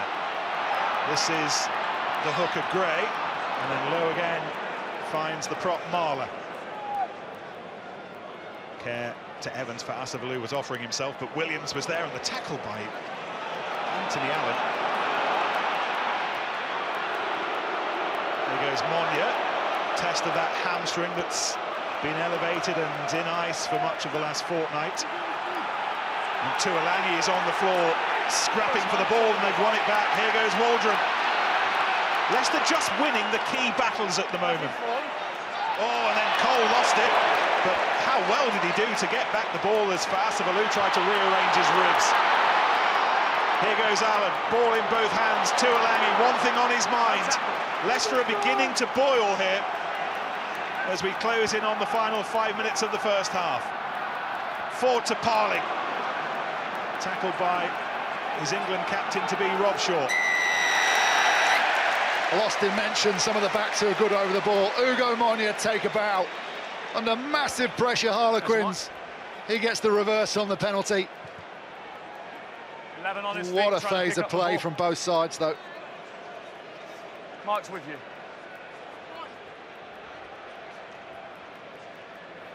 Absolutely determined to play in this match. Players with lesser character would be watching up in the stands with us this afternoon, but Monya was determined that this day would not pass him by. Nothing else has mattered but getting himself fit, defying those who told him he'd be out for 2 months, telling him he'd play, and what a game he's having. It's a good tackle from Robshaw. It's a negative tackle, which means that Parling goes through away from his support, and Monya latches straight on, and he's so strong and flexible that he can keep on his feet but keep really low, so none of the Leicester support can knock him away. From that penalty, this Harlequins throw. Joe Gray has been busy with Brooker out, but the line out has been spilt, and here goes Tuolangi. He's saying his farewells at the end of this match. Here goes Ford. Nothing for him. Taken on by Murphy. Gouja with the kick ahead, but there was no Leicester player chasing that with any real intent, so Mike Brown will dab it down. Leicester just starting to get on top at the line-outs. They go to the back at Easter. He's got good hands, but it's just the height that Leicester possessed throughout. Skivington got there first. Yeah, George Skivington doing a really good job. Read his role perfectly, didn't get tied in by any of the dummies at the front, just held his form. Pulling on the stripes for one final time. He's off to London Irish next season. The Irish side Will be shorn of Bob Casey, Nick Kennedy, but Skivington is some signing. There's some hit from Ollie Cohen, dislodged possession, but Ford kicks it away. Easter's underneath it. Back off, Quins. Tuolangi was up there challenging as well, but Easter does well. 33 now. Perhaps some thought that he might be in the second row next season. Fasabaloo still very much in the back row. A little knock on there, which the assistant looked like he had picked up from Ollie Cohen, but he didn't. Paul Dix on this near side, controlling the touchline that Aguja will try and mine now. Well, Brown called for that early, and he's overshot it. Tom Williams was closest to the ball initially, but Brown took the decision, and Quins still have possession. Evans to Easter. Now this is Williams, that was beautiful. This is Kerr, he's got Easter up in support. And they put those little moments together. They do it like clockwork. It's silky smooth. It's having the support of a player like Danny Kerr to follow up after he's made his initial pass with the pace of a winger. Waldron thought he was within his rights to come in, and he quite clearly wasn't. And he gets back up with a little bit of a B in his scrum cap. Ball still in. He took the risk. Cynical. It's been yellow carded. Yeah. Well, we heard what Wayne Barnes had to say. Yeah, it's time back on. It's a bit of change of momentum, perhaps, particularly if this goes over just before half-time. Waldron will miss the bulk of the first 10 minutes of the second half. Still in for me. Not for me.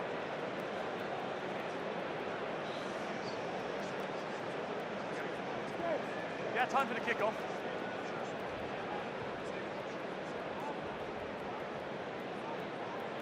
For all he's achieved in the game, Nick Evans has never won a major club trophy, either home in New Zealand or here in England. This surely for the lead at half-time in the Premiership final.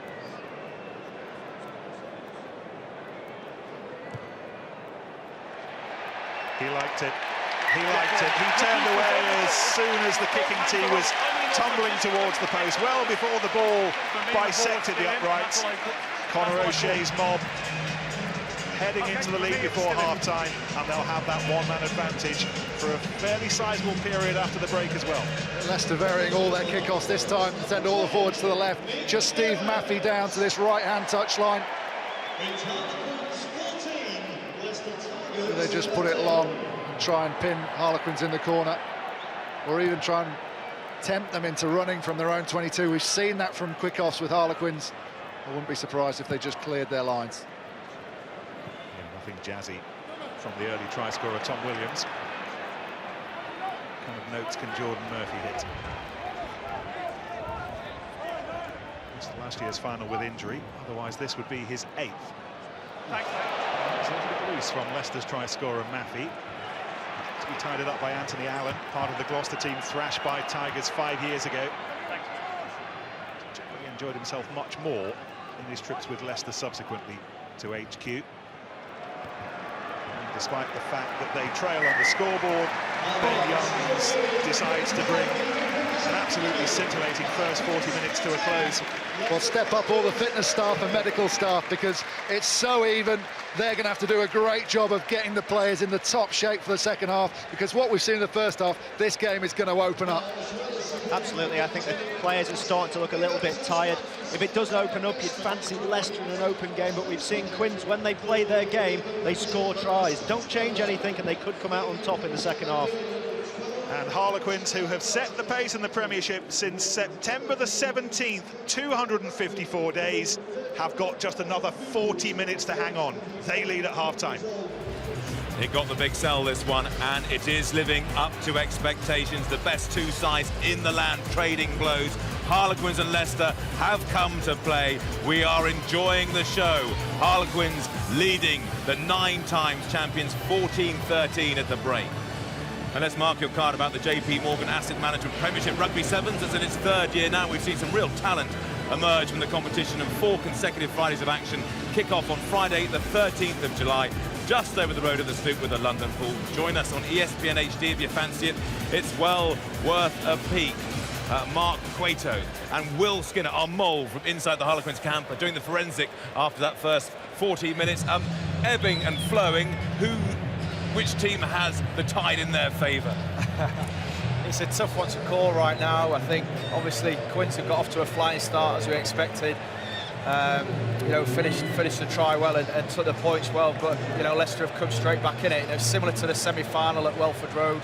You know, Leicester got off to a poor start and then just ground away back into the game slowly but surely. So, you know, So is the answer Leicester in your mind then? I think the first 5 minutes of this second half are going to be massive. Obviously, well, they're playing 14 men. Yeah, Quins have got the 1 point advantage and the 1-man advantage. So you know, I think they'll be pushing to get some points on the board. Well, of course, you also had a foot in the Leicester camp because you spent 4 years with the Tigers. That try by Tom Williams, did that come straight off the training park to Twickenham? He'll say it was, but no, it's a well-worked try. The boys are playing brilliantly, and of course I'm going to disagree with Mark here. I think the fact that we scored just on half-time is going to give the boys a huge amount of confidence going into half-time. We'll be positive in the changing room, and hopefully we'll come out flying. And this is the try. George Robson blew the doors open. Tom Williams reaped the rewards, Mark. Yeah, it was. You know, Quins have been on fire, and you know, we talked pre-match about whether they were going to stick to what they know and throw the ball around and offload, or whether they were going to tighten it up. And you know, they've played exactly like they've played all season, and they're reaping the rewards from it. And you know, some fantastic phases of play there, and a good finish in the corner. Well, Steve Maffey is fast becoming Harlequin's nemesis, isn't he? Why are you not protecting your defensive lines a bit more securely? He's a great player. He played very well against us a few weeks ago when we met them in the Premiership. Yeah, we've got to take him out of the game, and we've got to give our scrum half a bit more protection. But as I said, we'll be confident going into the second half, just as long as we can take guys like him out of the game, put a bit more pressure on their 9 and 10. We'll do well the second half of it. Silky work from Dan Cole there, but of course, as we've been saying, as you were saying, Mark, they will have to play the first 8 or so minutes of the second half with 14 men. Any issues, Mark, the independent adjudicator here with the yellow card that Thomas Waldrum has received? I don't think so. I think it was a fair enough yellow. I don't think Leicester will have too much to complain about there. I think he's just dived in off his. Well, he's gone completely offside. So yeah, I don't think they'll have anything to complain about. No qualms. Yeah. Okay, I think Austin is standing by. He wants to have a little say on some matter, so we better give the man his head. Austin, what have you got up for us? Well, just saying about Quins changing things that they do really well. We've seen that in the first half, and one of the areas where they've been the best all season out of all the teams in the Aviva Premiership is restarts, and they've changed the way they restart. Let's have a little look at what they do now. In this game so far, they've tried to kick almost everything to Rob Shaw. And the problem with the kick is, it's okay if they're kicked good, but on a number of occasions, the kick's gone slightly too far. That one's 21 metres. Rob Shaw hasn't got the chance to challenge. But I don't know why they're changing it. Their best chaser is Hugo Monye. Almost all the times that he chases the ball, he gets up for it. Admittedly, it's a better kick. Whether it's Monye's hamstring is struggling with, I don't know. But it's just a sign that they're doing things differently. We saw it in the line-out that led to Maffey's try, and I think they've got to come out and play their own game. And whilst we're on the subject, I'd like to know which side Will Skinner is supporting, bearing in mind he played so many years for Leicester Tigers. He looks like a bit of a traitor to me. I think you can take it as read that Will Skinner is supporting Harlequins this afternoon, despite his history with the Tigers, of course. Harlequins have won 14 of the 15 Premiership games they have led at half-time this season. The only one they've lost against Leicester exactly a month ago. If they can hang on here this afternoon, Harlequins will be crowned champions, but you can never write off the 9 times champions Leicester. Do not go anywhere. The next 40 cannot be missed.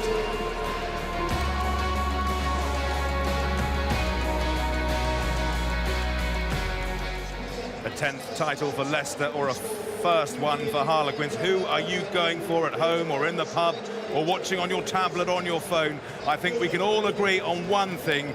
This one looks like it is going down to what we call in the business as the wire. Now, later on this evening, you can see whether Toulon, spearheaded by Johnny Wilkinson and Stephen Armitage, or semi-finals of the French top 14. Toulouse, Clermont and Castres already there. That's on its way at 8 o'clock right here on ESPN HD.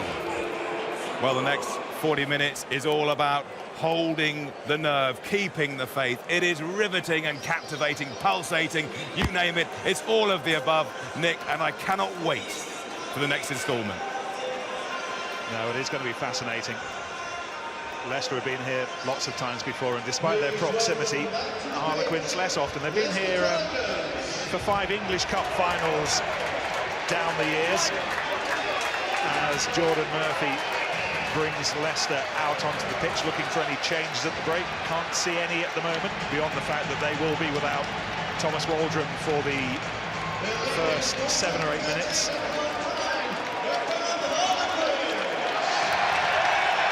But it's 21 years since Chris Robshaw's predecessors lifted silverware here at Twickenham. The 1991 Pilkington Cup final. Winterbottom, Leonard, Carling, Halliday, Moore. Sartorially elegant as usual. Brian working on the wireless today. Had a word with him before the match. It was too close to call as far as he was concerned. He's still a frightening prospect, isn't he? However many years after retirement. Age has not softened that face of his. Good man to have on your side. I remember when we came out here to sing for Sport Relief, he was actually getting psyched up in the tunnel to come out and sing a song for a charity. The man is absolutely balmy. Hey, how about this? Hands together, all in it together. No ordinary Joe. No ordinary Jordan. 2 young English players in the Quins team that's been based on young English players. Talking to Conor O'Shea this week, asking if his grand plan had just started to bear fruit a little sooner than he'd expected to, and he admitted that it had. Not sure that 2 years on that they'd be in a position to challenge for the Aviva Premiership, to be on the brink of winning it, but here they are, 40 minutes away. But don't write off Leicester. People have spent the entire season writing them off, and look where they are now. They'll be very happy to be just a point behind with 40 minutes to go. And the ball bouncing into touch. Austin, some early stuff from you. Yeah, well, just looking at the game, they're going to come to the line out soon, but Robshaw's almost playing fly half. Evans, you'd expect to be stood there on most occasions. You see Robshaw there, he's directing traffic, the ball comes out. This time he carries it, but on numerous occasions he doesn't carry the ball up, he distributes, he uses decoy runners. This is a prime example early on in the in the first half, and he just uses a simple wrap to start the attack. He is Superman, he's playing flanker and fly half. Murphy wins the line out. Ford. Brown, well positioned, and he needed to be because Aguja was on him in a flash. He's picked up. Taken on by George Lowe, who does his fair share of work at the breakdown. He gets his hands dirty. Robshaw in at the back this time. Leaves it for a scrum half. There's a definite one as Marler goes through. Held up by Cole. Bashing heads in the tight, bashing heads in the loose, and Leicester Don't fall that side. Giving away the penalty. It's a tactic of Harlequins that they use their forwards in that role. Austin pointed out Robshaw, but at first receiver. And there's often times where they can just put it behind the next forward runner, and then they've got Nick Easter and his entire back line running halfway across the Leicester defence, rather than where they want them, with coming off the side of a maul. So they're creating that overlap all the time for the likes of Brown out wide to exploit. We've always known about Joe Marler's potential. There were one or two question marks about his temperament not so long ago, but he seems to have got that sorted out and is becoming a player of real quality these days. Absolutely. I think he's one of those spiky players that people love to hate, but you'd want him on your side. And he plays, although he's annoying, he plays with a smile on his face. He enjoys it. Kerr feeds Evans back to Kerr, who was castled well by Ford. No. Reminder, Leicester down to 14 temporarily. Thomas Waldron watching on. Rob Shaw, what a season, both for club and country. What a way to finish this would be for him. Low. 4 of England's midfield involved in this match. Low, Turner Hall, Tuolangi and Allen, and one of them wins the penalty. Yeah, Marcos Ayerza taking Brown, the support player, out. Yeah, it's spotted by Wayne Barnes. Your mark's here, okay, so you can carry on. Number 1, play the man, support carrier off the ball, number 1. It's a good move by Harlequins. They split the two big decoy runners. Fasavalu and Jordan Turner Hall used the man low with a bit of footwork. And Ayerza just taking Brown out as he wanted to get across and help his outside centre. You can't play a man without the ball. For me, you made contact with the man who didn't have the ball. It stopped him supporting you. Wayne Barnes just explaining to Ayerza what he thought. Ayerza, meantime, explaining to him and his mix of Leicester and Spanish.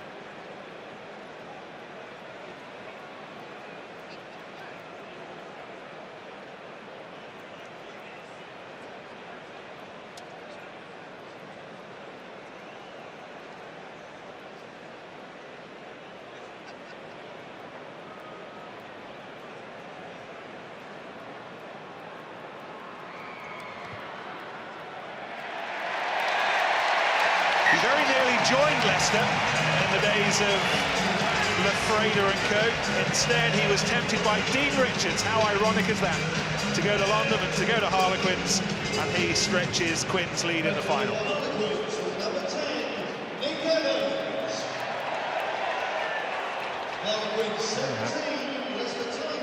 Waldron becoming the 4th man to be yellow carded in a Premiership final. Gomersall, Crane and Youngs in more recent times. You see Rob Shaw stepping up into that first receiver role again. I think he'll actually block maybe for Brown to clear the lines. No. Fasavalu hasn't run far with the ball, but every metre that he has run has been hard-earned.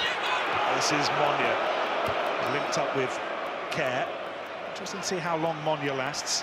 The benches, as we were saying earlier, will be critical on a day like today. It is very, very hot. Here goes Low, up against Tuolangi.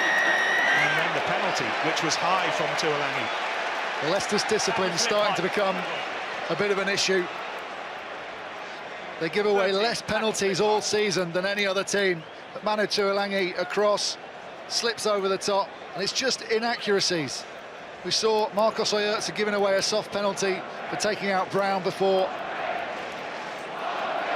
And you can feel the Harlequins fans sensing that the game is swinging back in their direction.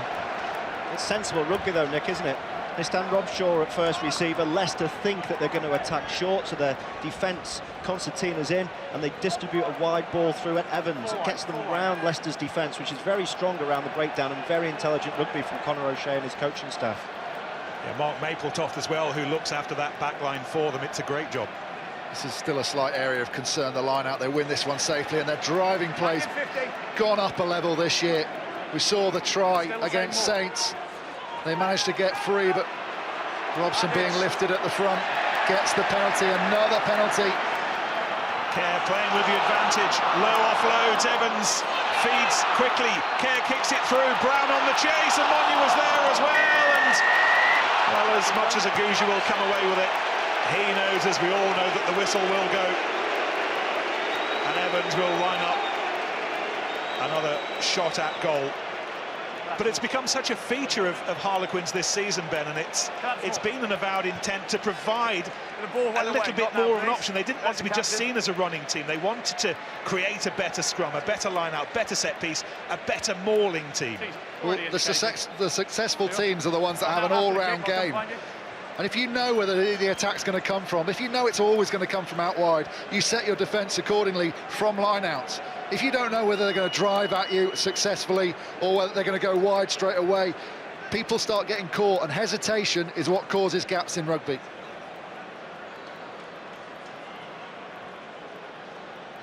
Tony Diprose in front of Conor O'Shea, part of that Quins coaching team that has worked so well this season. John Kingston as well, looking after the forwards.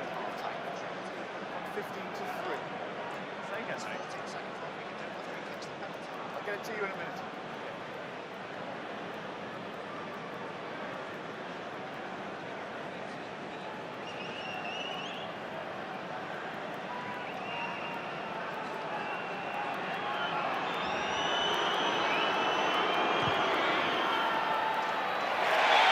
He's got it, and as Thomas Waldron prepares to come back on, Nick Evans stretches Quins' lead to 7. We spoke about Harlequins actually and the experience they gained in the Anlin, and the shades of the Anlin in this actually. As the ball comes out, Danny Kerr, remember the little kick he put in for the try for Camacho? This goes a little bit further, it's a definite try for Quins. That experience is really helping them. There was a lot of talk before the match, almost suggesting Quins' inexperience on big days like this, and of course they have never played in the Premiership final before, but there are lots of big-name players who played in big games, Kerr being one of them. We never really thought they'd be overawed by this day, and they haven't been. This is Brown. They're playing at times like the team that ran away with the Premiership early season, 10 straight wins. That's a great tackle from Waldron. Making up immediately for his yellow card. Being penalty to Leicester is not a problem. Yeah, I know. Jordan Murphy, meantime, It's is... going to be a penalty, double movement. He was held in the tackle, then got up and went again. It will be to Leicester. It's an explanation of the penalty from Wayne Barnes. Looking after his fourth final in 5 years. Decisions. I can't have players screaming at me, you're the captain, okay? Yes, sir, no, sir. The next score is vital now. Dave's got it, okay, look for you. So we see the tackle from Waldron out of the line and straight back to his feet. And who's the man first onto the ball? Holding Anthony Allen. Tackle complete. Never released. Waldron does his job by holding on at the legs. But the next score is vital, because Harlequins get out to more than 7. Suddenly Leicester start to panic a bit. Now they get a chance for their own line-out drive. And Harlequins, to be fair, although they've come on leaps and bounds in their own attacking line-outs in terms of driving, they're still poor at defending these. Which might explain why Leicester's line-out is still running at 100% as Skivington rose highest. Leicester kept the ball off the floor and can now drive the ball towards the line that isn't far away from coming into view to the left. Just need a bit of patience, but Harlequins doing well, getting it close to the touchline. Leicester have to reappraise, come back to this open side, and they drop the ball.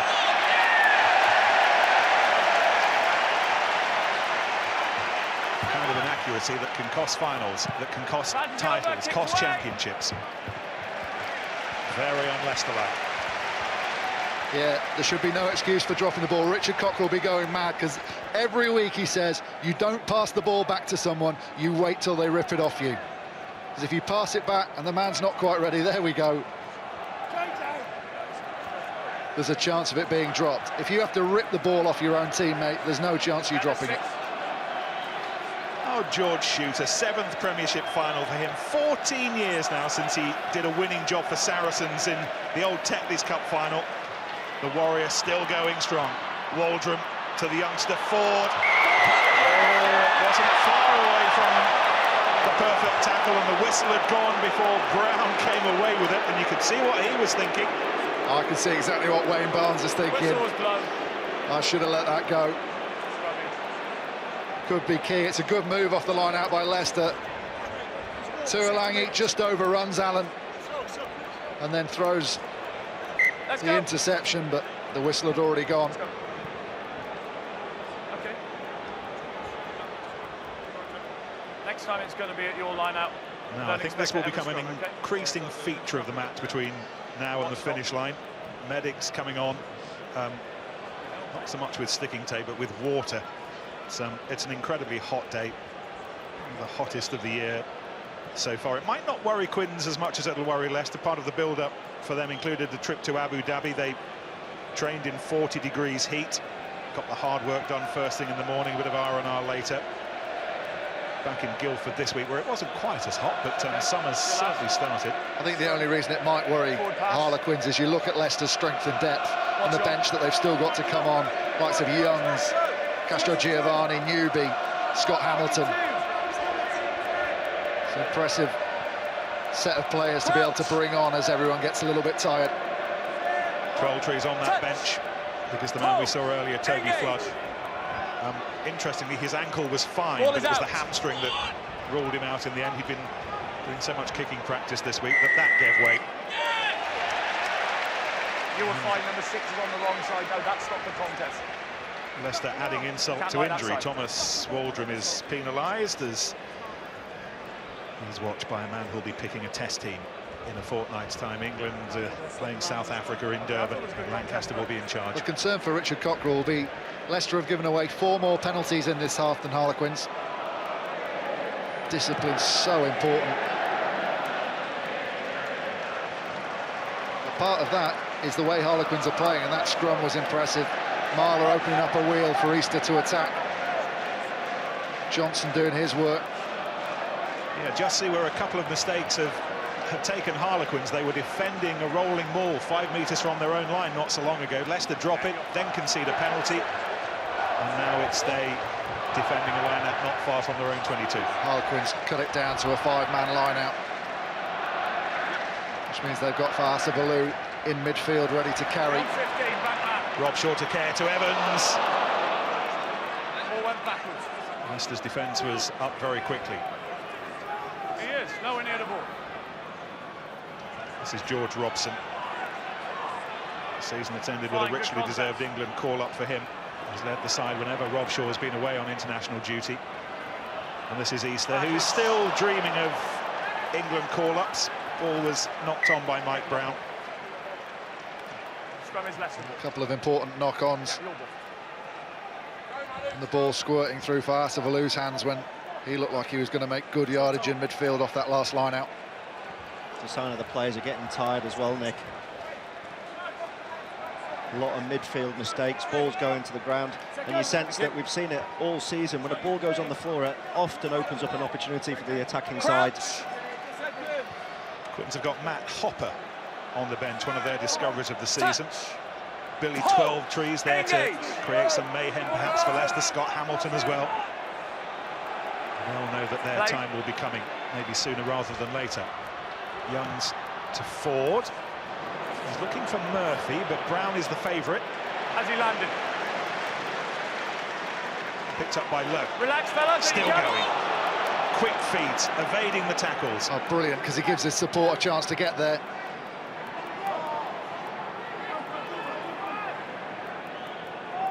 Leicester preparing to make the first change. We hear Martin Castrogiovanni is limbering up. Evans to Lowe, thought about involving Easter, but the number 8 had just moved slightly in front of him. Brown got the ball away quickly to Marler, just before the big hit came in from a Scherzer. Now then, Evans. This is Williams, already got 1 try. Back to Evans!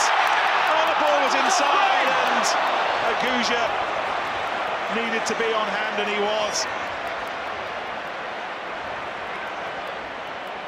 Here's Parling.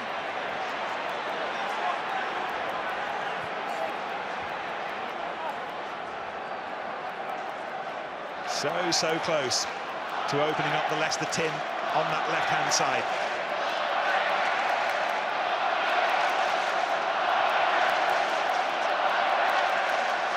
And those who've had the shortest trip are feeling most encouraged at the moment.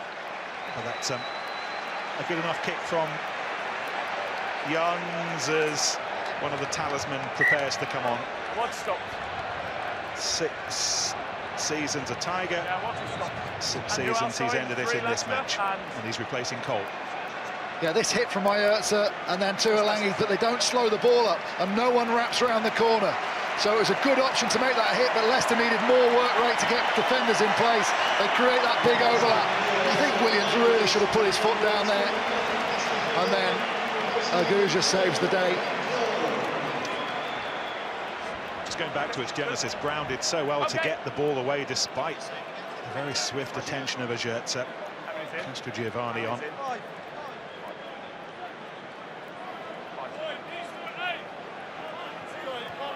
Okay. One of you, it's hooker. Don't enter. 8, don't enter until the ball's standing at scrum half, which would suggest a line-out drive again. 6-man line-out. Change that to a 5. Beyond 15.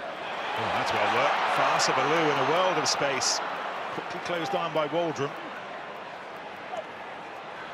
Kerr to Gray, the man who threw it in. Kerr again, he's off on his skates and finds Easter. Oh, if Easter could have got that one away, if there'd have been men on his shoulder immediately, they got the penalty, but they're looking for much more. They're lining up to the right-hand side. Low taken down, that's the try line, that's how close they are. Kerr looking, waiting, scoring! And it's the man who's written most of the best English stories this season who gets it. It just had to be the captain, the Premiership's player of the season, scores the try that may well yet prove decisive. And it's a brilliant line that he runs. Looks like a lazy line of support, running flat across the line. Go back a couple of phases. Ajurza flies out of the line, creates the gap for Kerr. Good offload. They go again. They know they've got the penalty. They know it's a free shot. Lowe does well to hold on to the ball, but look at this lazy line across, and that means you can pick a hole. All the eyes of Leicester facing in. You can choose your hole. Castrogiovanni, too late to react. Brilliant score from Robshaw. Well, he's been talking in the build-up to this of his pride, leading a bunch of players, some of whom have been mates since they were 15, 16. What a moment for Chris Robshaw. See them saying, don't let what happened a month ago happen now. We got out to a lead then. Don't switch off. Keep playing. Because that day, they stopped playing. They tried to defend their lead. You can't do that against Leicester.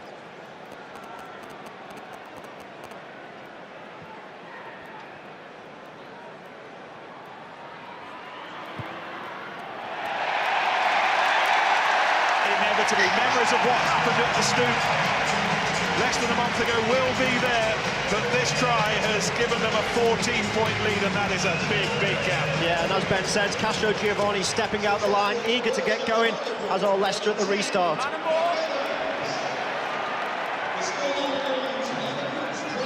Take a step.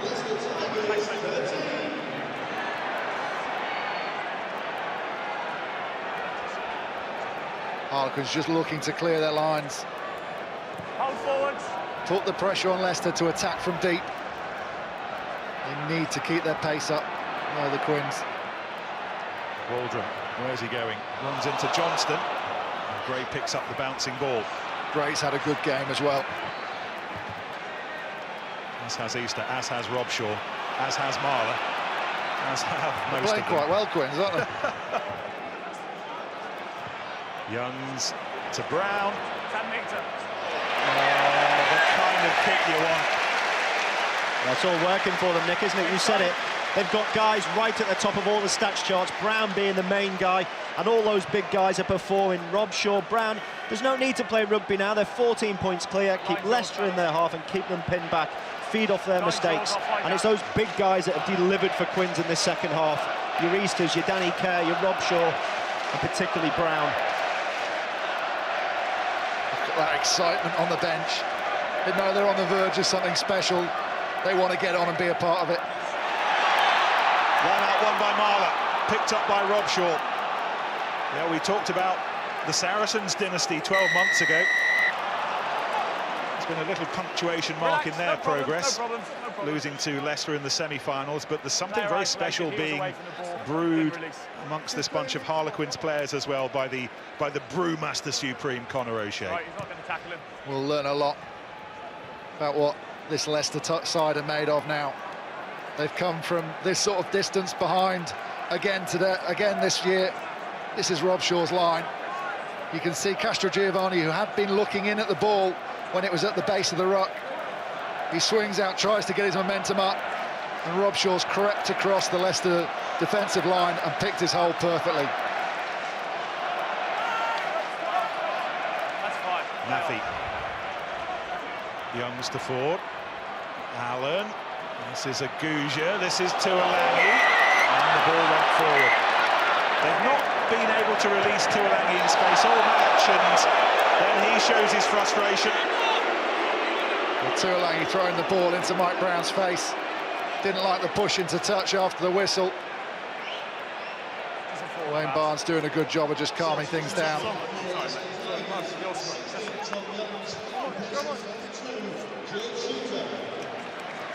Obviously forward pass. Brown just a little push after the whistle.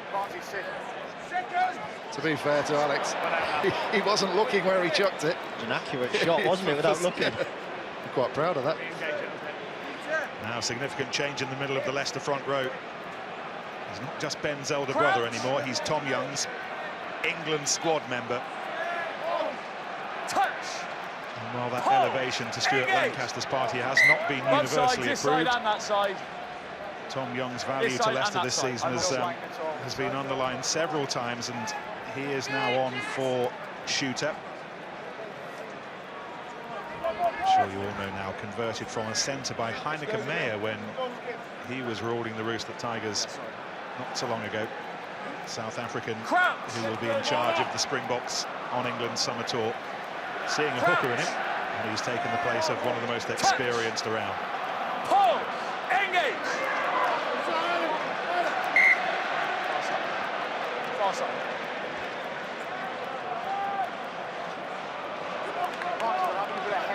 Just a little bit of the two teams trying to assert domination again. Now there's been a couple of substitutions there. Give him a little bit of Perhaps room. pushing a little bit early on both sides. They need to be squeaky clean now. The last thing Leicester can afford is a penalty within Evans's range. Crouch!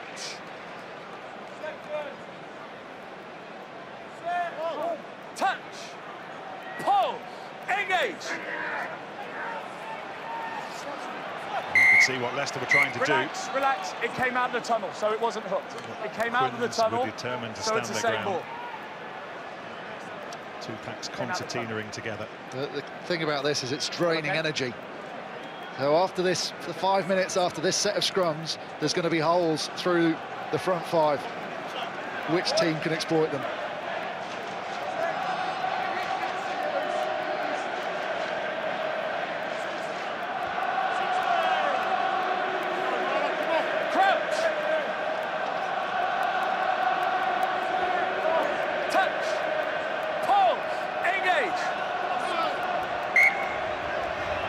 James Johnson needs to be really careful as he got his bind on Ajert's arm, and Ajert's folded straight in. That's what he's been penalised so much for this year. Let's hit high, both He's probably lucky that Ajert's goes straight down. We're in control as we engage. Watch on. Simone's improvement this season, though, has been such a plus for the club. It's really just his come on. confidence. He suddenly realised what a good scrummager he is. And he's tearing quality props. Like Tonga last week, Ajert's this week. He's tearing them apart. This is not just a weighty steadier of scrums, he's a weighty shifter of scrums and the weighty winner of penalties. Going forward, the stepping tide left and coming out of the scrum. Inexorably is becoming multicoloured. Yeah, Johnson gets away with this a little bit. He goes early onto Tom Young's.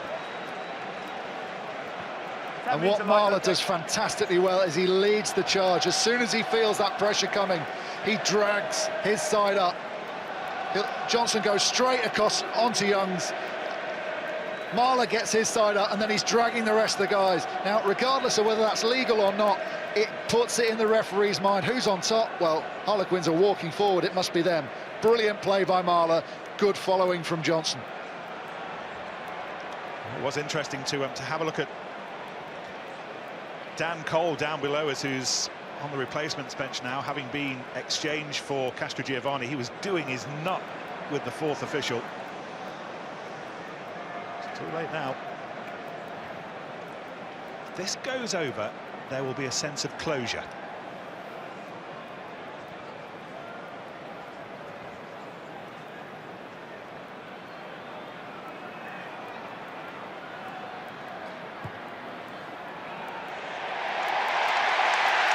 No team has ever scored 30 points in a final and lost. And as well as Leicester did, bridging the gap throughout this season, this gap is becoming unbridgeable. Well, it's a point a minute now, less than, more than, sorry. If Harlequins keep their composure, you'd have to say they've got this sewn up. Here goes Monia, and he rides through the tackle of Skivington. Stole the ball. Must have nicked it back. Tuolangi felt the pain of Leicester's defeat 12 months ago.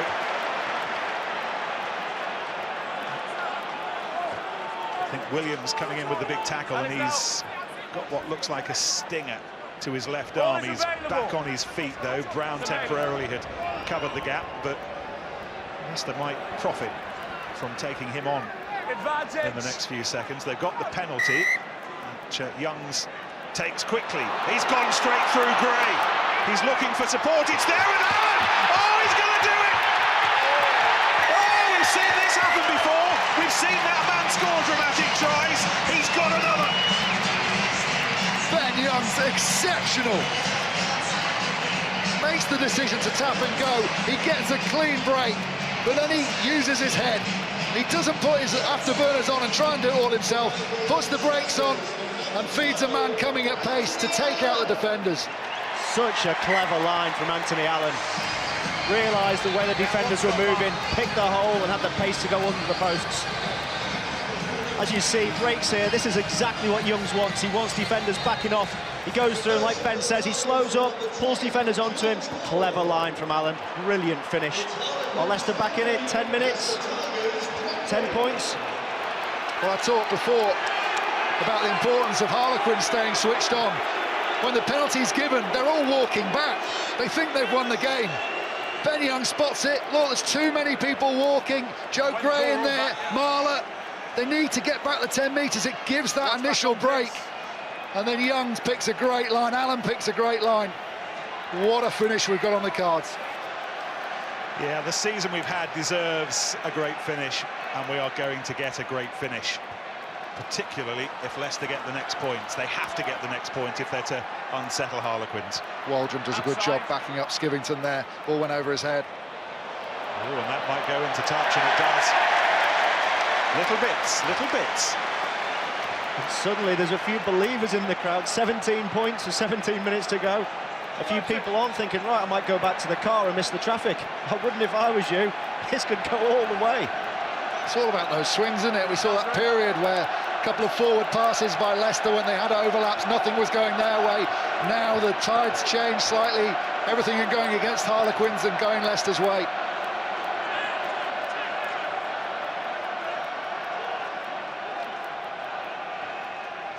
Oh, Tuolangi. Well, what was Tuolangi doing? He set off for a pre-called play way too early. Number 1 Quins on his knee behind you, Lane. Say again. Number 1 Quins. A guy of this size, he doesn't need to get there that early. Look, as the ball comes down to Waldron, this is a set play. Manu Tuolangi's there way too early. The ball's marginally forward. But because he's there and he's stood still, it looks worse than it is. If he's taking that ball at pace, that pass doesn't look as bad. It's been a couple of times where he's got in front of the man. He's done it with Anthony Allen, who's thrown forward passes to him. His timing's not right today.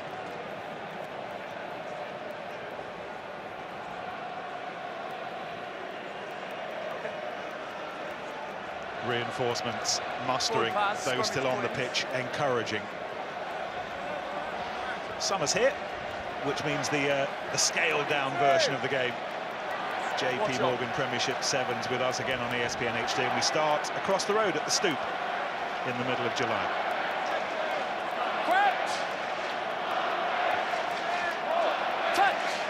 If Harlequins can capitalise on the little bit of dominance they've had in this aspect, keep the ball at the back, but Youngs is there. Youngs again.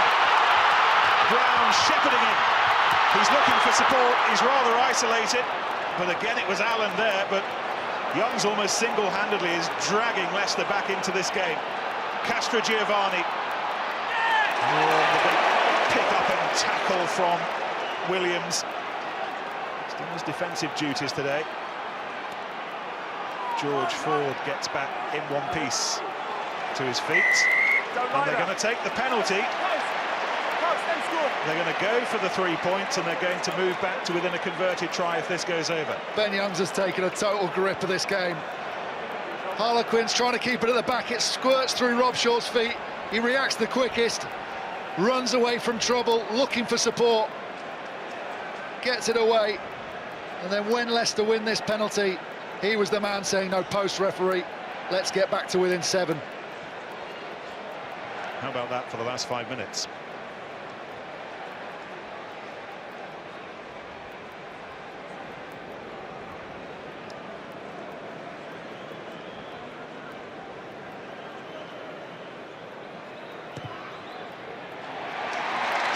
To go. Harlequins' lead has been trimmed to a converted try. And what question marks are going through the Harlequins players' minds at the moment? They got out to a big lead a month ago. Leicester hauled them back in. They got out to a big lead. When it looked like the game was over, Leicester have pulled them back to within 1 score. They've got to be questioning themselves. Is this Leicester pressing the gamble button? Is this what Leicester did last year against Saracens? Did they leave it too late? What's going on, Austin? Well, we'll find out in the next 9.5 minutes, won't we? But I think Quins, as Ben said, took their foot off the gas, particularly that penalty. But that will really give them some advantage now. A slice kick from Tuolangi. This now is about territory. You've got to get into the opposing half and then take your opportunities. Quins now, all they need is a penalty. Take it to more than 1 score, and it will give them that buffer. They've got to turn back on, though, mentally as well as physically. It's that thing of dealing with the pressure. It's very difficult to be number 1 and go out and play. You don't want to make a mistake. You don't want to give away your lead. Much easier being the side that's chasing. That's a record attendance for the Aviva Premiership final. Not quite the biggest club attendance this season. They had bigger at Wembley for Saracens, but... Good captaincy from Rob Shaw there, and care, good leadership. No, we've tried playing wide. Let's just close the game up a bit, take a bit of the sting out of Leicester's tail. Ball out. They can't do this for the next 8 minutes, but they can certainly get themselves back into the game. Care to Marler, runs into Castrogiovanni and Skivington. Just to present the ball, though, for the likes of Evans to utilise and Turner Hall to make some profit with. It was Carling and Halliday in the midfield in 1991. The last time this famous club lifted a trophy at Twickenham. Bad communication to the half-backs there. Wasn't on to go that way. It's worked for them, though. Brown. Really important tackle from Jeff Parling on the speed man Brown on the outside. Manages to hold on until the knees go to ground, which is why Brown's penalised for not releasing the ball. Look at this, Parling looks like he's in trouble. Accelerates, keeps the leg drive going, squeezes the legs together. Jeff Parling, one of England's discoveries of the season. He was the one who effected the tackle. Quins change in the back row. Maori Fasavalou has run himself into the floor. Tom Guest is on. Leicester will retake the lineup. This seems like an appropriate moment to mention that if the scores are level, we have 10 minutes each way of extra time and then penalty kicks. I think you've just cursed Leicester scoring there, Nick. That's why it was worth mentioning at this point, Austin. Guest's a good replacement to make now. As Fasavalou is slightly more likely to give away a penalty. Guest is solid and he's a good line-out option, both in attack and defence. That line-out was won by Skivington. It's driven on by Aguja. 7 minutes left of his Leicester career. Available. Carried the sour taste of last year's final with him all season. Doesn't want to carry it with him to wherever he's off to next. This is Parling. Spent this week tending his herb garden in his off time, and he got a little bit too close to the soil there, conceding the penalty. I think it's Manu Tuolangi who's conceded it over the top. Just see what happened at the breakdown. 13, side entry. Yeah, that's right, we'll stop. It's a good carry from Parling, keeps the leg drive going. You can see George Lowe who's down injured, whoever made the tackle, lying slightly in the way, which meant Skivington went off his feet. Manu Tuolangi came in to do his job. I think it's Nick Evans that's down, Ben. Nick Evans. I think he took a clash of heads from Parling in the tackle. He did, and Skivington went off his feet, tripping over Evans. Manu Tuolangi comes in to try and cover for that, comes in at the side. Here's Parling, head on head.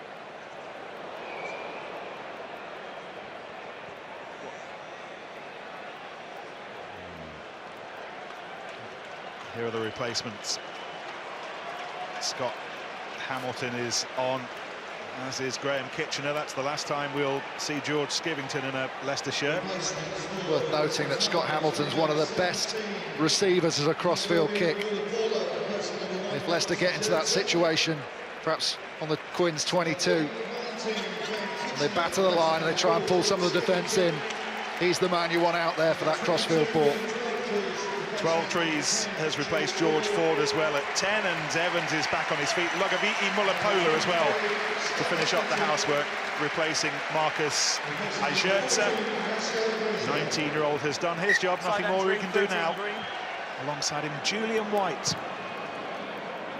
Calling time on his career at the end of this match as well. I have to say, I'm surprised they've taken Ajertza off. No, sorry, Aguja off, because the way he's played in the outside channel, he's given Leicester a really good go-forward ball when they haven't had it around the field. Unless he's injured, I don't know, but for me, he's a real X-factor guy that can turn something from nothing, and that's exactly what Leicester need now in the last 6 minutes. Okay, I told you that's 5, your choice.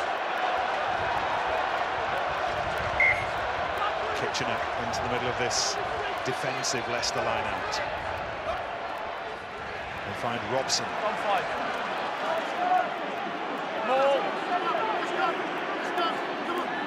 Harlequins have done a good job at just taking the sting out of Leicester in the last couple of minutes. We're hearing that Aguja isn't injured. It was a tactical decision by Matt O'Connor and Richard Cockrell to bring him off and to end his Leicester career. Still don't know what kind of medal he's going to be going back to the Midlands with in the next 5.5 minutes.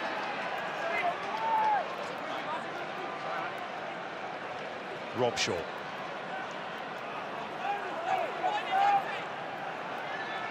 Good control from the two Harlequins half-backs, bossing proceedings. This is Evans. Might be a little bit far out at the moment for a drop goal, but he's in a handy position. Big hit from Castrogiovanni.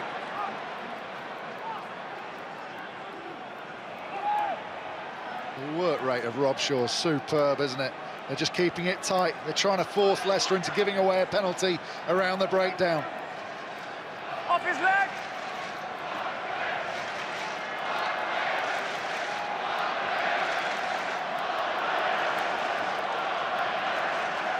Tom Youngs was leading that latest Leicester assault. 12 Trees, who's on his way as well. He'll be a Gloucester player next season. Here goes Johnston.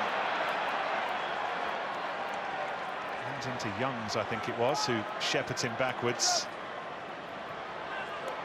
Quins don't need to make yardage. They need to bide their time, make Leicester make the mistake, be that leaving a hole in the defensive line or just giving away that penalty because they get frustrated. They know they've only got 3 minutes to get this ball back and cause some damage.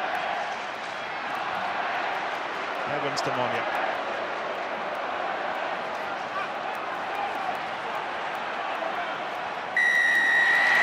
to get the penalty. Stop the counter-up by going off your feet. Maybe not the final opportunity to launch an assault, but a significant opportunity to drill the ball deep into Harlequins territory. Well, that's the danger when you play that pick and go. Not trying to get anywhere game is that as soon as your technique's not perfect, the referee's looking for a reason to open the game back up. Now this is a big change. Clearly Nick Evans is not feeling on top of his game. Oh, maybe he is, because he looked surprised by that decision, but Rory Clegg's on.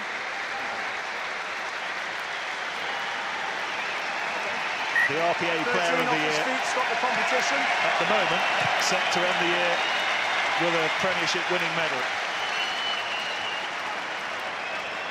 So Leicester have an attacking line out just inside the 10-metre line of Harlequins.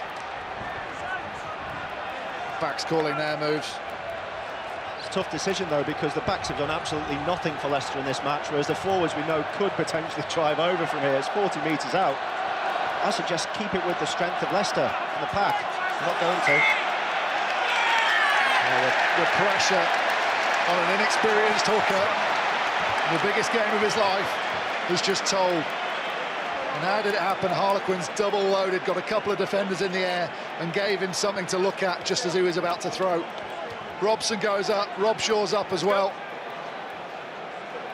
And he panics and doesn't put enough through with his left hand. Biggest scrum of the season now, Nick. This is one scrum actually looking forward to watching. Quins win this ball, secure it. It's going to be tough for Leicester to get back in it. James Johnston knows that. So does Lugaviti Mullapola. Oh, they got the penalty! Oh, what a moment! He got caught high, he went on the arm and went on the floor. Billy Tweltrees has the ball in his hand, wants to put it into the corner. Marler doesn't agree with the decision. Number 3, caught high, went on the arm.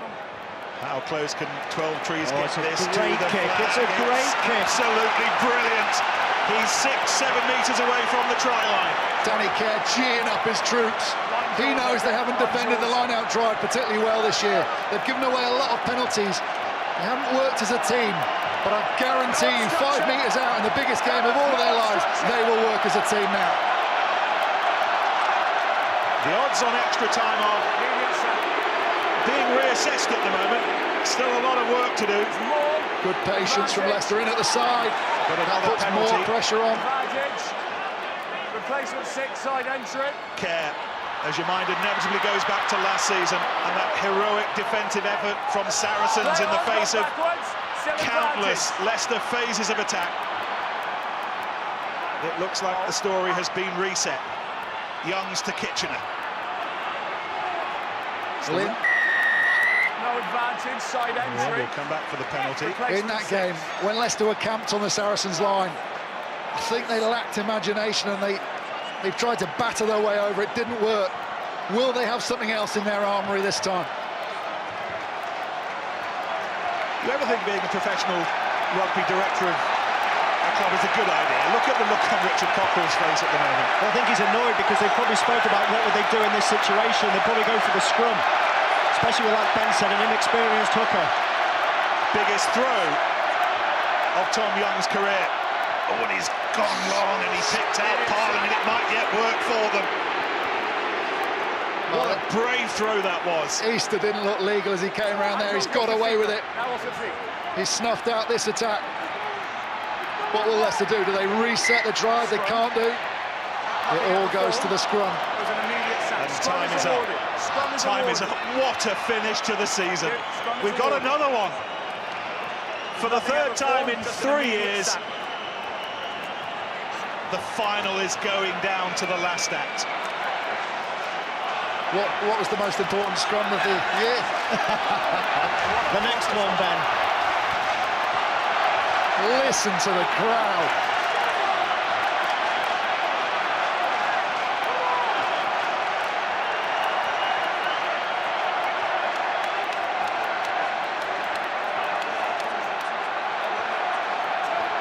Two fresh props for Leicester against 2 men who've done a sterling job all game. Have they got the energy for one more?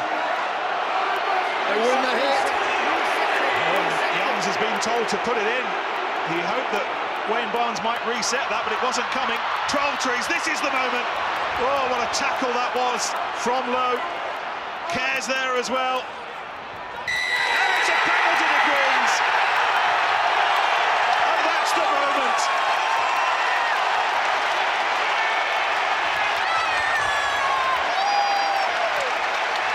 For so long, English rugby's aristocrats, and now they have the crown. You need to put the ball out of play. Nick, and it was the man of the match, Chris Robshaw, who stole the ball in the final act. He wins the Peter Deacon medal. He's been at an unbelievable year. Captain of England, captain of the winning side. What a season and what a player. There's still some housekeeping to be done here. Has anyone kicked the ball out of play yet? No, but everyone's going to be lining up to try and catch it in the crowd. Fully deserved.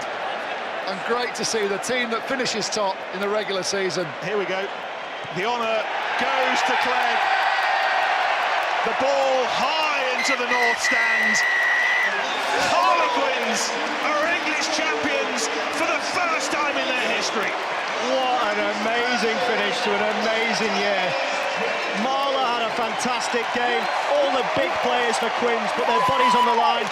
They had enough energy to see them through, and as Ben said, Ben, it's good to see the side that comes top of the league, has played some of the best rugby all year, seeing themselves through to the end.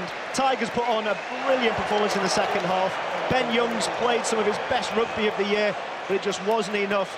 And man of the match is Chris Robshaw. What a year he has had. He wins the Aviva Premiership, Peter Deacon medal, man of the match award, and he has had some season, hasn't he?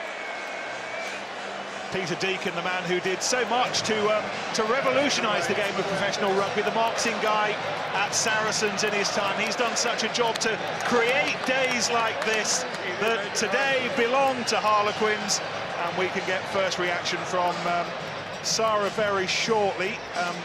Just watching her down on the pitch, she will have a player soon. Delighted for Conor O'Shea as well, one of the nicest guys in the sport.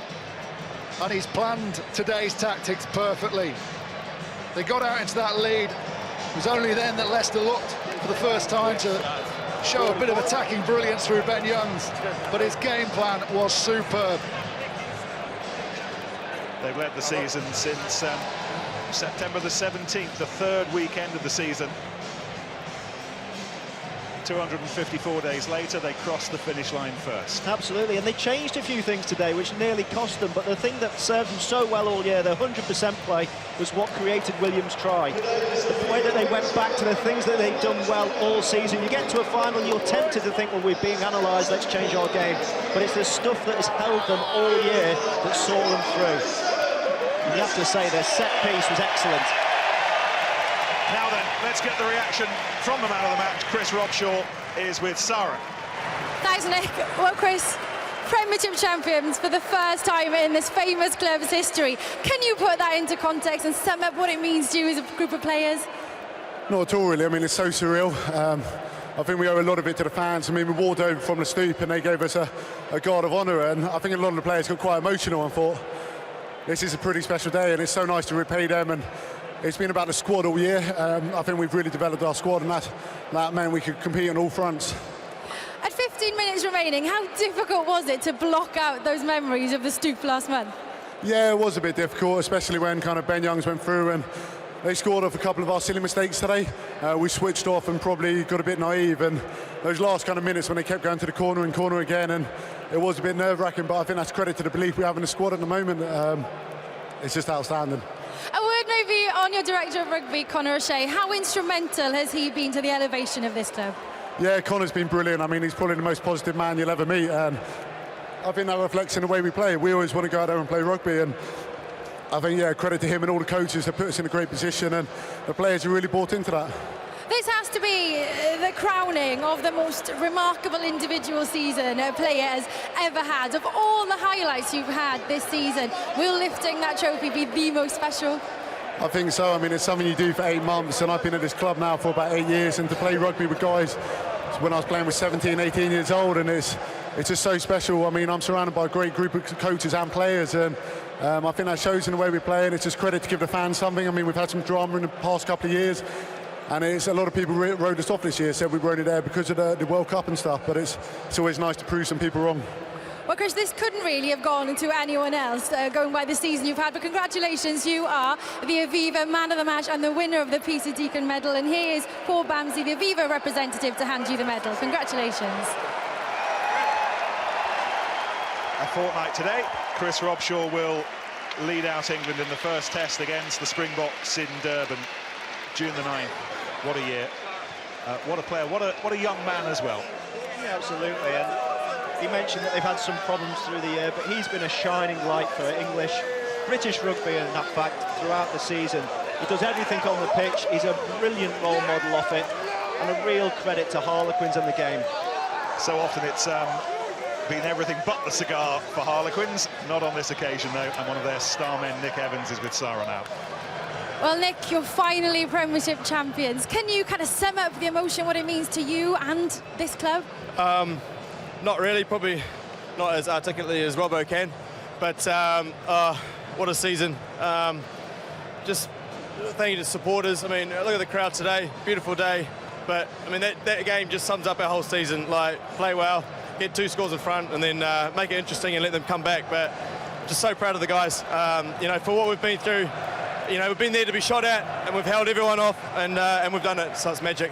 I mean, the building blocks for this has been there for a while, hasn't it? Yeah, it has been for a while. Even the Dino days, you know, the group of players, that's been the most consistent thing. Nothing's changed in the playing department, and with Connor coming in and building the culture and the attitude that suited us, and we're reaping the rewards now, and we thoroughly deserve it, and so do the fans.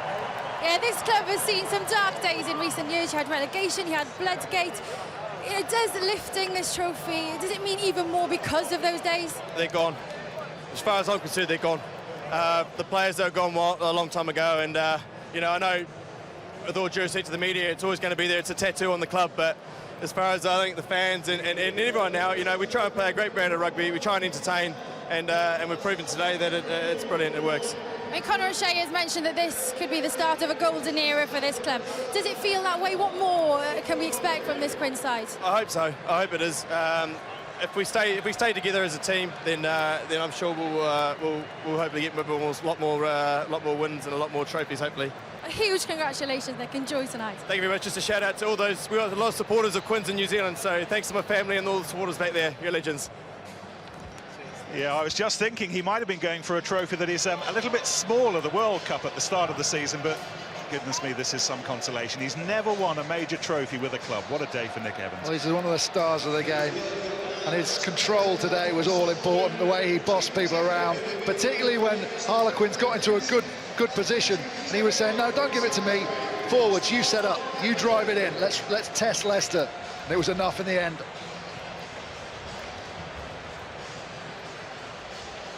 The other side of the coin. So many memories for him, so many great memories for Alassana Tuolangi to take away, but his 7th and last Premiership final is a losing Premiership final. I'm sure that we'll see 19-year-old George Ford back in many more to come, but you can't take it for granted, and that's the pain, isn't it? Never take this day for granted, because it might not happen again. It's going to feel really painful at the minute, but I think Leicester as a club can be very proud of how they changed their season around. Had they lost at Newcastle, which they could have done, they would have been bottom of the league. Richard Cockrell, the coaching staff, the players, they should all take a huge amount of pride in the way that they stuck to their guns, turned things around, and as a team came out and played some of the best rugby I think we've ever seen from Leicester sides over the years. And they'll feel sad now, but it's been a hell of a season for them as well. A word of well done to the officials. They kept a largely low profile, which with the greatest of respects to them is how we like it. Toby Flood very close to being part of this day, but now just left with the head shakes. The heartbreak for those guys is, particularly the guys that played, you feel that you've got to wait 3 months now before you can do anything about putting this right. It's not like when you lose a game, you can turn up the next week, put it all right. You stew on this for the rest of the year, and it's 2 years running for Leicester. Yeah, that's right. Saracens last year. Another set of Londoners this year. And as Austin said, let's not lose sight of where they were at the end of the World Cup. If they'd have lost at Kingston Park, they would have been bottom. First couple of months at the wrong end of the table. But look at them now, and they're not collecting winners' medals, but it is a sign of the quality of the team that's recognised by the likes of Conor O'Shea and everyone who plays against them, that they've got back into this position. They were never hungrier to win a title than they were today, but today they were beaten by the better team. The only thing it does sometimes say is when a team plays expansive rugby and they go into big games like a final, having had 7 bonus points or whatever it was that Leicester had, when you get into those tight skirmishes and it's not going your way, you're not used to fighting for it. Here they come, and the man who's covered more metres for them than anyone else this season, Mike Brown. He's travelled over 1,500 with the ball in hand, but there will have been no sweeter set of steps than the one that took him towards the trophy just then, Austin. Absolutely, and people were saying, why isn't he playing for England? We've got an embarrassment of riches at fullback now in England.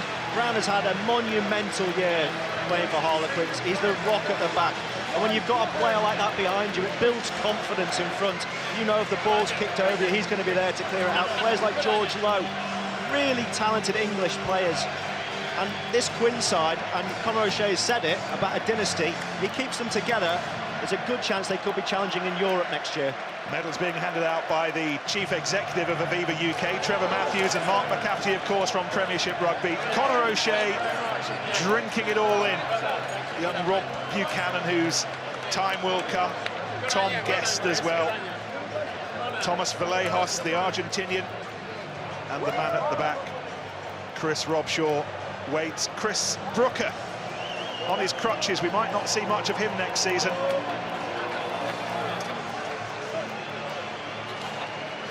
Marler and finally Robshaw. And as much as it might be an Olympic year, for one day only, and one day magnificently, silver will do.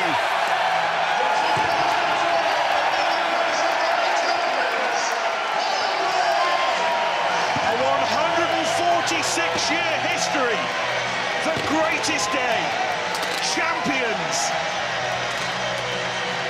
It's like a fairy tale, isn't it? Chris Robshaw at the start of the year, he missed out on the World Cup.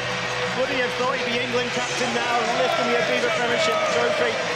What a year, what a club. The way he dealt with that disappointment, because during that World Cup period, I don't think I've ever seen a captain lead so much from the front as he did. In particular, that period, just after the disappointment, he was monumental.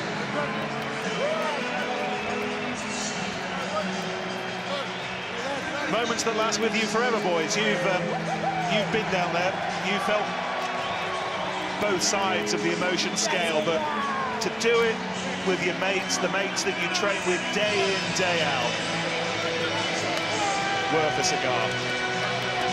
It's Ollie Cohen, big in the sausage business. Apparently. They'll be doing a roaring trade in the car park afterwards in his brother's little catering truck. No sausages at the moment. It's all about the cigar, and it's all about the trophy, and it's all about Harlequins, and rightly so.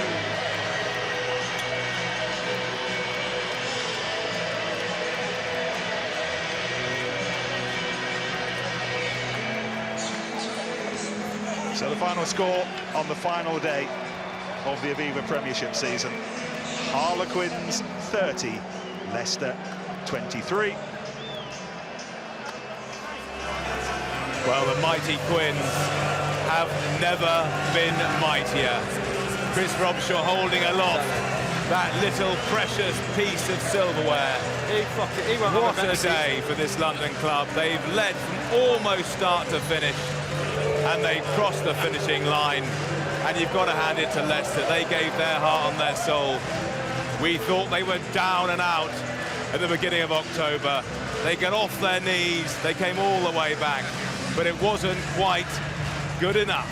Harlequins are champions of England, and we have been joined by the man who must have the broadest smile in TW1 this afternoon, Conor O'Shea. Conor, did you dare to dream this team could deliver this moment today?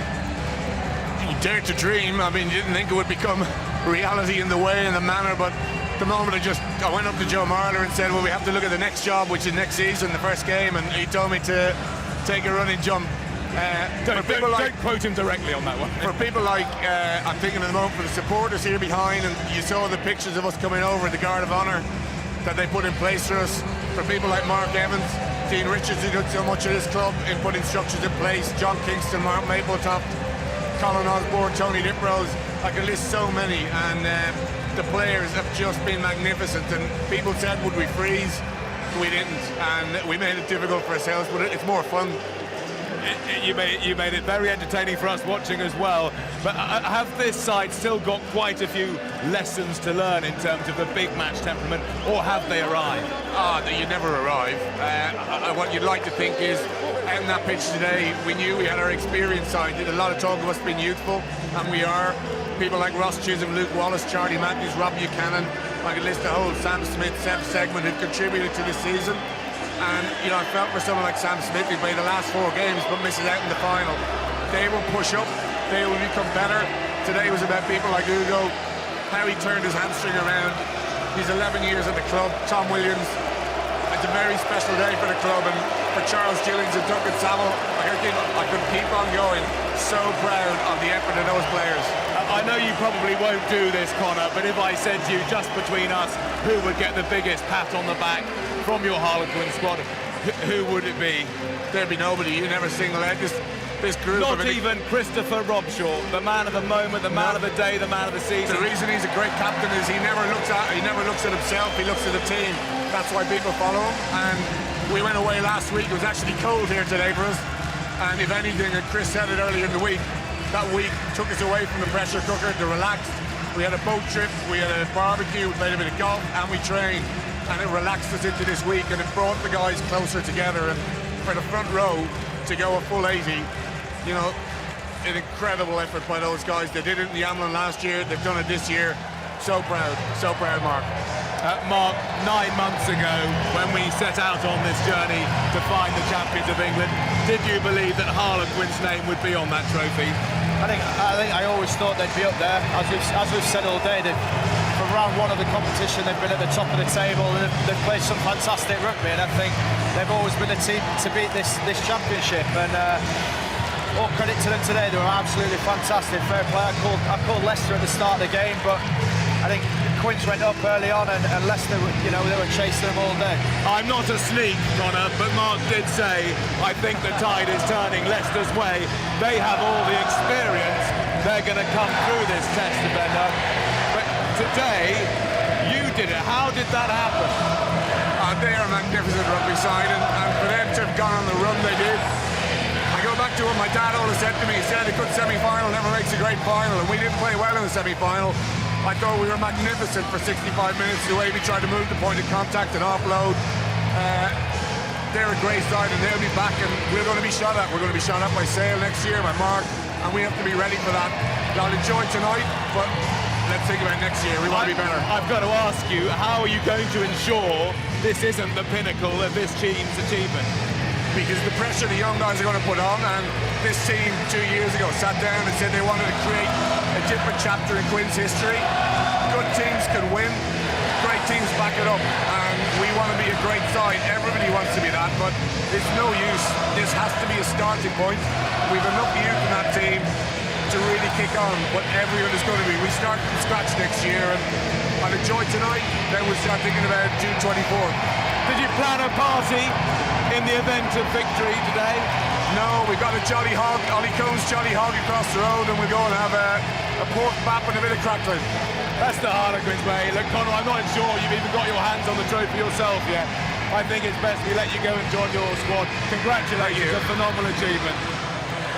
Well, they have waited for 146 years. It's Connor. Hello there, Paddy. How are you? He's the Harlequins press officer. He wants his man. But they've waited for 146 years to call themselves the champions of England. That is the title they will wear from now until May next year. What a phenomenal achievement. There will be those who say they got a head start with the World Cup, but now Harlequins have truly arrived. They held their nerve. they would have been questioned. They came up with the answers when it really mattered. That man, a phenomenal leader of men. He heads to South Africa with England on Wednesday, but tonight is all about his club side, Harlequins, champions of England.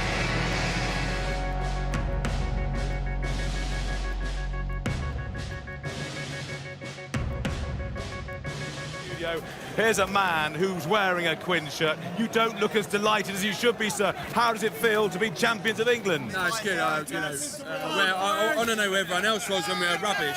I mean, what you think? That you think the glory hunters are out in force today? Yeah, no, that's fine. It's good. No, seize the moment, like cheer up, sir. It's a day to be positive and think positive. I do want to. You want to have a chat? Very good, sir. Sir, great. you look like you have. No. It's a great got game. youth on your side. How long have you been a Leicester supporter? Oh, about 25 years. But it was a good game, and I really enjoyed it. And the right team won, which it's all about. Why, in the final analysis, do you think your team didn't cross the finishing line first? We just didn't fire enough forwards. Our backs were a little bit hesitant. But that's all part of the game. And that's rugby. And that's why I love rugby. So what is your name? You are a very shrewd rugby man. Everybody calls me Jack, right? Jack, I was a former Lord Mayor of the City Council. Oh, crikey. Sorry, Jack. I had no idea I was meeting to such an important man. And I was pleased to give them the honour of the Freedom of the City in my year of office. And that was to the supporters, all of them. Yeah. You former Lord Mayor, a pleasure to meet you. Well, I feel I've touched royalty there. Leicester royalty did. Unlucky, sir. Let's head down to the tunnel and hook up. Whoops, we're getting a bit of a crash there with Sarah, who's with Richard Cockrell. Richard, I guess it's a case of deja vu, isn't it? Too little, too late again, like last season? Yeah, a little bit. I mean, our ball control across in the whole game was poor. We didn't cherish the ball well enough. We tried to force the game, which was a little bit disappointing because it wasn't what we liked to do or wanted to do. And look, we played too much of the game in our own half, and they run the ball well. And I know, did they outplay us probably a little bit at times with ball in hand, but we scored 2 good tries. We were playing right to the death again. Look, marginal penalties either way. I mean, it's just the way it is. They played very well. They're a good side, on balance today. They probably deserve to win, so fair play to them. Yeah, you mentioned the penalties there. From a side with the best discipline in the league this term, and that was a problem out there today. Yeah, a little bit. I thought Barnes was a little bit inconsistent. We got pinged for things that they did exactly the same and didn't, and they were crucial in the game. The sin binning was pretty crucial. 40 metres out, it's a little bit harsh. You're a minute on the clock and they race in the side of a maul to stop it, which is a penalty. Why isn't that guy in the bin? And you want those bits of consistency, but look, take all those bits away. We weren't accurate enough with the ball. We needed to cherish the ball and put them under pressure more. They took their chances. They put us under pressure and got penalties, and they kicked them. In the end, they deserved to win, and well done to them. We go away and we regroup and we try and get in next year. For you, was winning today crucial in terms of branding this season a success? Yes and no. We wanted to win. You come here to win the game, full stop. Look, we've had a tough season for lots of reasons. The LV was good for us, and there's a little bit of consolation in that, but not a great deal at this point.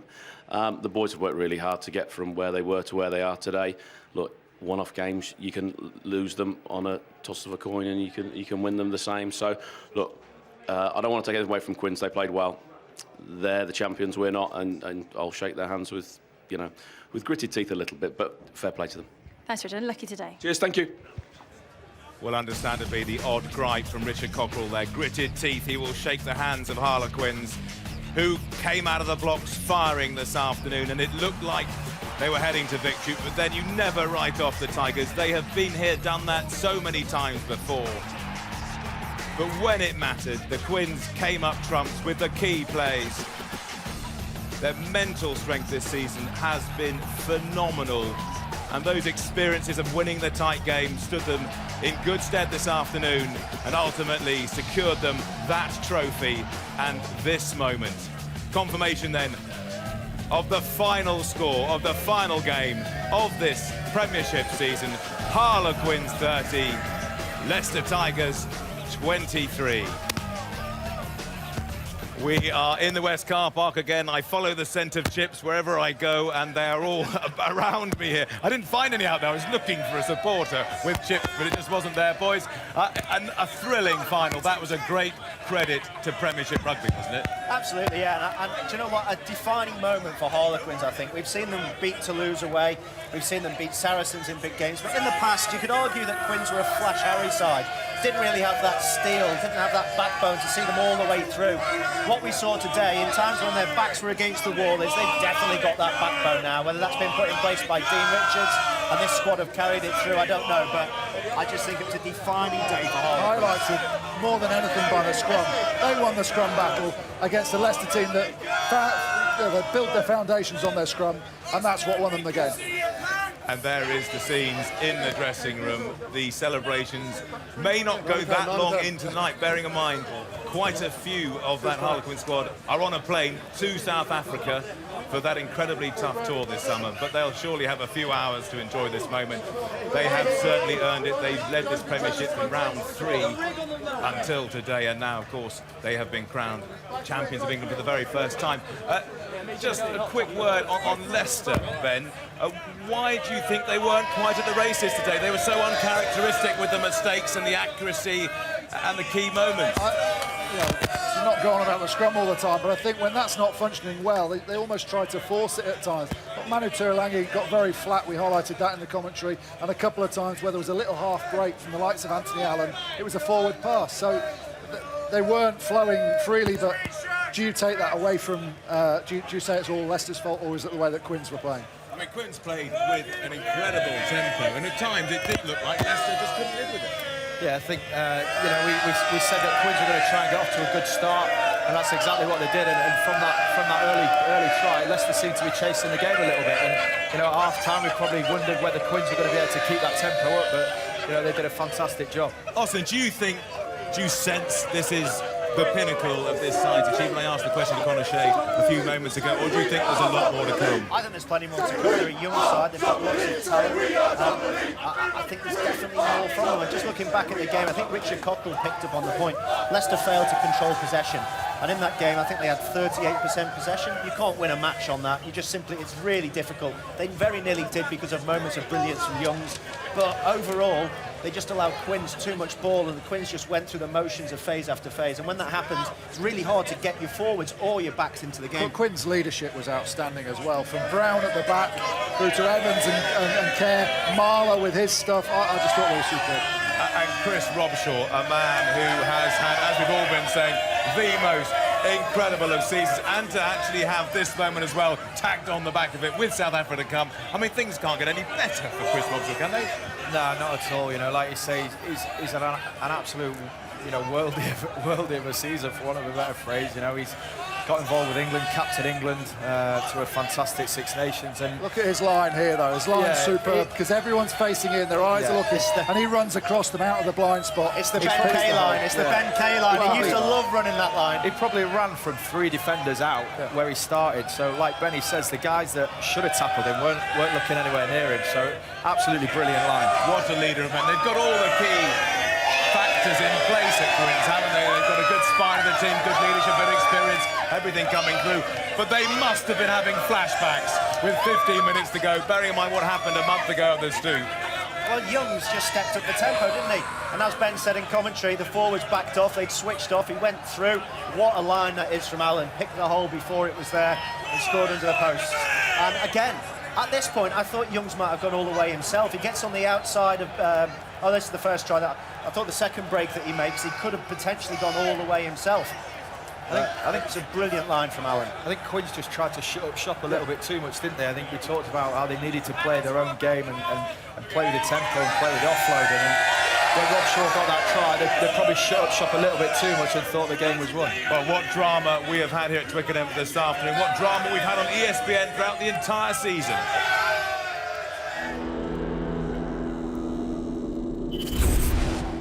They've been preparing for this moment for the last 6 weeks. A brand new season. Opening weekend, the return to the bright lights. The drama starts here. This is ESPN. Joe Stubbsy and the boys. It's showtime. Rain, chance, goal!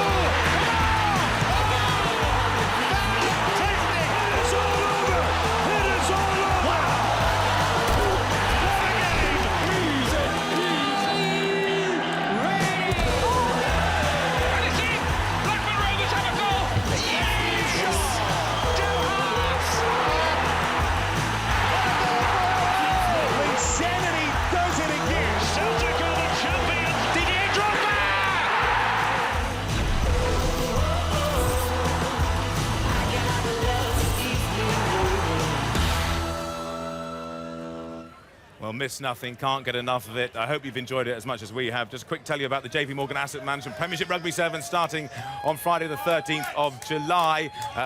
3 other Fridays after that we'll find our champions in the 7 series. And then later on tonight, Toulon or Racing Metro go head-to-head to see who will get that final place in the semi-finals of the French top 14. Very quickly on Leicester, do they have to go back to the drawing board this summer? No, they just need to start next season a bit better than they did this. I think that Leicester are moving in the right direction, and it's been a brilliant season for a lot of teams. And already I'm looking forward to seeing how they all come out next year. I'm not sure how much time we've got left because it's so not. I'm going to have to ask you very quickly, Ben. Very quickly, Harlequins, will they do as well next season when the other stars are playing for England? Yes, I think they will. Yes, they will. OK, thank you for that quick answer. I hope you've enjoyed it. We've absolutely loved it. What a season, what a day. Harlequins, champions of England. I say the same thing. I'm sure I'm not the only one who's really looking forward to this. There's 3 of us here that used to play for Leicester. We're all follically challenged. Our own little leprechaun on a penny farthing. Leicester, diolch yn fawr. Hwyl fawr am y tro. Easy, easy. Oh my God.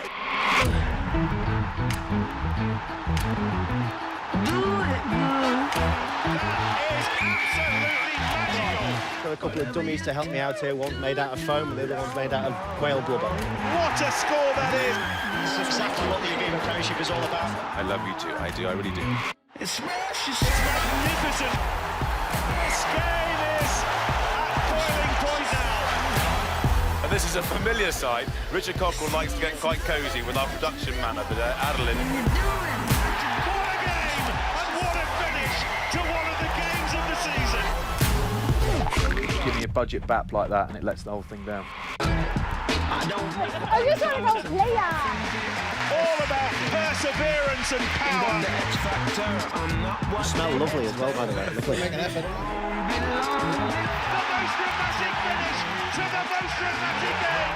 Does one out of our wardrobe already. That surely is survival. Go Austin, go Austin. 2-foot-high piece of shiny silver is what they're all after.